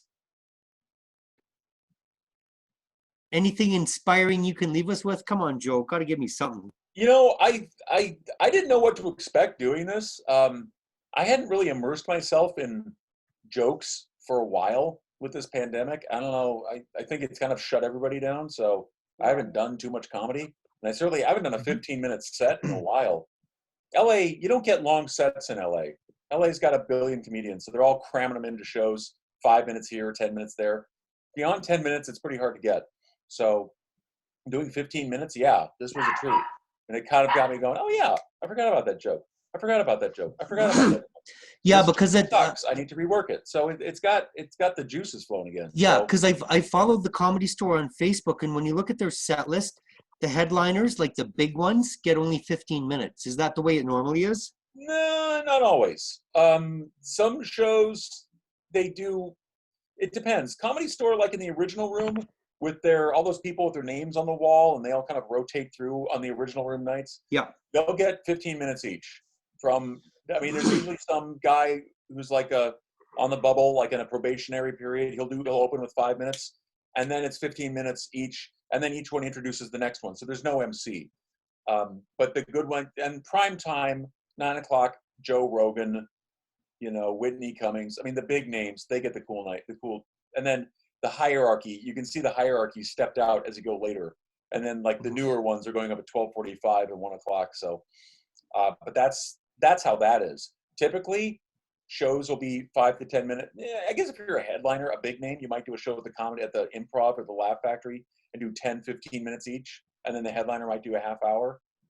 At Flappers, everybody does basically 5 minutes, and the headliner does 20, and there's variations on that. That's kind of how it is. I mean, even the headliners in Los Angeles, the big names, people you've heard of, nationwide, they'll do a drop-in at the Improv or the Comedy Magic Club in Hermosa Beach, 15 minutes. Bill Burr, 15 minutes. Seriously, there's too many of them. They can't just waltz in and do an hour whenever they want. I mean, I have does, but I have one last question for you, if you don't mind, Joe. There was a documentary on YouTube I saw from the BBC called The Art of Stand-Up, and the guy basically said you can do a mean, unfunny joke about cancer, or you can do a really smart one. So my question to you would be, if you're dealing with something like that, from an instructor's point of view, can you make it funny just by simply telling the truth and being authentic about the story, or do you need to sort of insert laugh points into it? I guess you would, if it's something that serious. I think because it heightens everybody's tension. Yeah, I think you need laugh points. When it comes to something like cancer, first of all, it depends on your audience. Some people are trying to forget that shit. I almost told a cancer joke at a corporate, and I didn't. And someone said, "It's a good thing you didn't tell that joke because the CEO's wife is recovering from cancer." I'm like, "Oh, okay, good." You're in the background of my camera. That said, you can. Katie, do you have a caterer there? No, my little sister stays with me. Oh, okay. My little sister. I thought you said you stayed alone. I'm like, oh, she's got help. I do, but she's an essential worker, so when she's in the city, she stays with me. She lives in a different town. Okay. So normally I am my alone. sister's an essential worker. Get over here and clean my kitchen. Yeah, no, she's making her own self a snack. Okay. No, I don't know. I do only cancer jokes mostly. But you can get away with it because you've had it. Yeah, I mean, it's kind of like, to me, it's kind of like I did a show. I won a spot. I did 15 minutes. I opened a show, and the two guys that went before me, the guy that went right before me, made a cervical cancer joke, but it was really off color and it was poorly done. He called it snatch cancer. It was just really an insensitive joke. And he kind of had seen me before, so he asked me before the show, hey, I'm gonna, he knew what my stuff was about. Because if I do 15 minutes, it's 90% cancer. And he asked if he could do that, if I cared if he did that joke. And I was like, I don't care. I mean, I make fun of it. I can't be up here making fun of stuff and then be super sensitive, because I'm not. But the joke didn't land because the people that were there knew what my stuff was, so it seemed really insensitive from his point of view, because he couldn't even just So what you're saying is. So what you're saying, Katie, is that if they didn't know your story, they would have been more receptive to it because it would have been more of a surprise? No, I think it was just poorly done because it was insensitive. I mean, it's if a white comic can't get up and just start saying the N-word and stuff, right? It's not the same. There's things that are only funny when it's your own experience, I think, more. I don't know. That's my own. Well, no, it helps. But if the audience knew that you were there and they knew your story, and then the guy before you tells a snatch cancer joke, yeah, of course they're going to react negatively. We don't know him, and he's making fun of our friend. That's how they're going to react. Yeah. So even if the joke were smart, which it doesn't sound like it was. No. Trevor's question about can you make cancer funny? Jerry has a story about that. I don't remember what it was. He was talking to somebody who said, you can't make cancer funny. And Jerry, stubborn Irish Mick from New York, don't ever say can't to him because he'll automatically fight you. Yeah, you can, even if he doesn't have an answer. And then he'll figure his way out after. And he's got a story about that. He told, it's something about skin cancer on the dick or something. I forgot. I don't remember what it was now, but he had some story like that. So next time you talk to Jerry, have him tell you the cancer joke because he makes cancer funny. He can make anything funny, though. Yeah. I mean, he talked about strippers in Kentucky and just killed it last week. Oh, yeah. Yeah. George Carlin has a bit about, they say rape isn't funny. Oh, yeah? Imagine Donald Duck butt-bucking Mickey Mouse. Kind of funny, isn't it? He said it differently, of course, but yeah, you can absolutely do it. If you don't make it, a lot of it has to do with the context and the attitude in which you say something. The attitude informs the context, though, doesn't it? Absolutely. That's part of the context also. But what if you transmogrified cancer and you made cancer what? What did you just say? That's too big a word. Transmogrified, or I forgot the exact word. You know how Disney in those movies, Pixar, they take inanimate objects and make them human? Sure. That's what I mean. What if you compared cancer to, a honey badger? It just doesn't go away. You kick it and it comes back, or what? I don't know. Whatever. Compare it to anything. Boy, cancer's like a stalker. You mean like me? It just keeps fucking coming back, and just I'm in remission from my stalker. Oh, my fucking stalker's back. God damn it. Yeah. Give me the thing and get the drip and all that shit. Or I don't know. I'm just spitballing. But now you're suddenly comparing it to something, and the absurdity of it might get a laugh. I've never written a cancer joke, so I'm not sure. If I had to write cancer jokes, I could probably figure out a way to make it work. And one thing I would do, I might talk to cancer survivors and say, is this too insensitive? Did you ever see a movie called The Ringer? Yes. Johnny Knoxville tries to fix the Special Olympics. Oh, yeah. The writer, and on the special features of the DVD, the writer said he came up with this idea, and the first thing he did is he went to the Special Olympics. And he says, are we allowed to do this? Because it's not about a guy. The hero is doing it because he has to. The way the movie is, he's in trouble. He's got to get money. And his shady uncle wants to bet on the Special Olympics. Right, I saw the movie. Yeah. Yeah, so that's why he's forced into it. So the guy himself is not, a slime ball. His uncle is, and he's got to get out of this jam. So that's how they finagle that. But the guy went to the head of the Special Olympics and said, is this insensitive? The guy said, the way you're telling the story, no, it isn't. Thank you for asking. So that's probably how I might approach a cancer joke. Because I used to tell a rape joke that I can't tell anymore, or choose not to tell anymore, because I don't want to deal with the fallout. I had a bit about rape where I clearly said that I was against it. I talked about how bad it was, but I made fun of the fact that as crimes go, it's very inefficient. It's a stupid crime. And, I think I call it the Chinese food of crimes. Have you noticed every rapist is a serial rapist? No rapist does rape once. Every rapist is a serial rapist. Why? Because it's the Chinese food of crimes. You do it once, you want to do it again. And it's a dumb crime because you don't get anything. Bank robbery, that's a crime. You do a bank robbery, you pull off a bank robbery once, you're set for life. What do you actually get from rape? It's an idiotic crime. And I phrased it more jokey joke back in the day. But afterwards, after I did that, I did a half hour at Jerry's, and that was one of the bits. And afterwards, a couple of women came up to me and said, Joe, the rape stuff, just no. I said, really? They said, yeah. Just no matter how you joke about it, just bringing it up makes some people uncomfortable. And I didn't realize that about people. I thought even if you distance yourself from it in that way and still dismiss it and make it an absurd thing, it's not absurd to people who've had to deal with it. If you try to make it a third-person observation about sensitive topics like that, you're almost bound to fail, aren't you? Not necessarily. Depends on your audience. My audience had too many people for whom it was a hot button issue. And I thought, well, this is probably typical of most audiences. So I thought, I can write more jokes.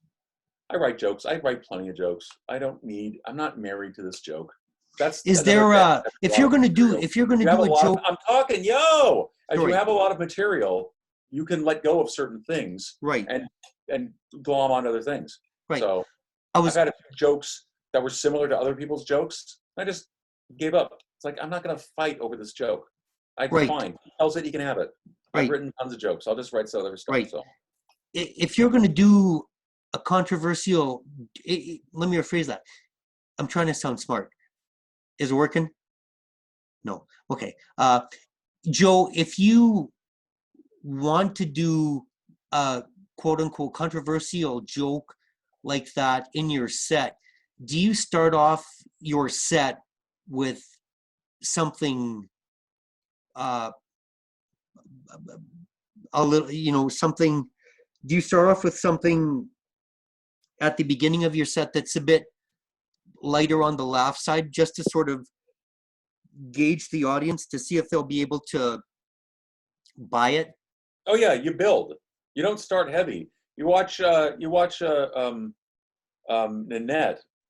Dawn, what was the name of that comedian who did Nanette? Hannah Gatsby. Hannah Gatsby, thank you. I keep forgetting her name. I mean, the last 10 minutes of that is really heavy. And she talks about sexual assault. If she opened with that, what the fuck? No, that would not have worked. You watch Neil Brennan. He does something called 3 mics. There are literally 3 mics on stage. One is jokes, one is stand-up, which is more conversational than jokes, and then one is stories. And he cycles through 3 times. Jokes, stand-up stories, jokes, stand-up stories, jokes, stand-up stories. And his stories have very few laughs in them. If he started with stories, I think he would lose them. But by opening with jokes and then building more conversationally, then it's kind of like 3 one-act plays, really. He just does 20 minutes this way and then 20 minutes again and then starts over 20 minutes again. I think if he started with stories, he might lose them because it's so heavy. But, they're experimenting with what stand-up is. Some of it is getting more serious. Chris Rock, Tangerine. Halfway through, he has an entire bit about how he cheated on his wife and felt bad about it. Aziz Ansari's special at the beginning, he talks about the shit he went through. Mm-hmm. And it's not funny. It's very joke-like. Putting at the beginning, I guess he felt like he had to because it was on everybody's mind. As soon as Aziz is out in public again, everyone's going to go, so did you rape her or not? Okay, let's talk about it. Mm-hmm. You kind of have to. You can't pretend something that obvious didn't happen. Okay, makes sense. Well, cool. I'm glad that you killed it headlining, and I'm glad that you decided to accept my invitation and take part. That was a lot of fun. Thanks, man. I appreciate it. And a lot of those were new. I'd never done those. Well, next week, I think I've tentatively got the world's first Indian Jewish comedian out of Oakland. So we'll see how that goes. Cool. And hopefully it goes without the hackers, programming shitty porn. I think you might have to give everyone the password next time. I think so. Yeah. I think so. I think what is it? Discretion is the better part of valor, or is that honor? I don't know. I realize with these Zoom meetings that don't have a password, it's just a 9-digit number. Yeah. You realize any asshole can go onto Zoom and just type in random 9-digit numbers and just pop into other people? But you'd have to be like Rain Man to, stumble upon one and be like, hey, I'm in a meeting. Wow, what can I do here? Yeah, but I'm sure people do it. So, probably. Yeah, you might have to go the password route. Probably safer. Well, thank you, Dawn. You're welcome. Thank you. Nice to see you. Yes, nice to be seen. Thank you, Katie. You are awesome. Thank you. Katie, you're really awesome. Thanks. I doubt it. I'm not that awesome in person.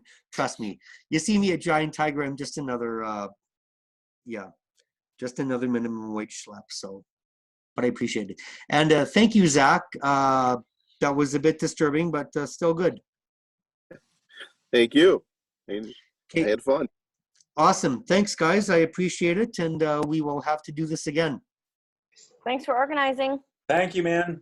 Good no times. problem. It just shows my level of celebrity that I was able to pull this off. Kick ass. All right. Bye, everybody. Okay, thanks. cool. Good night. Take care. Good night.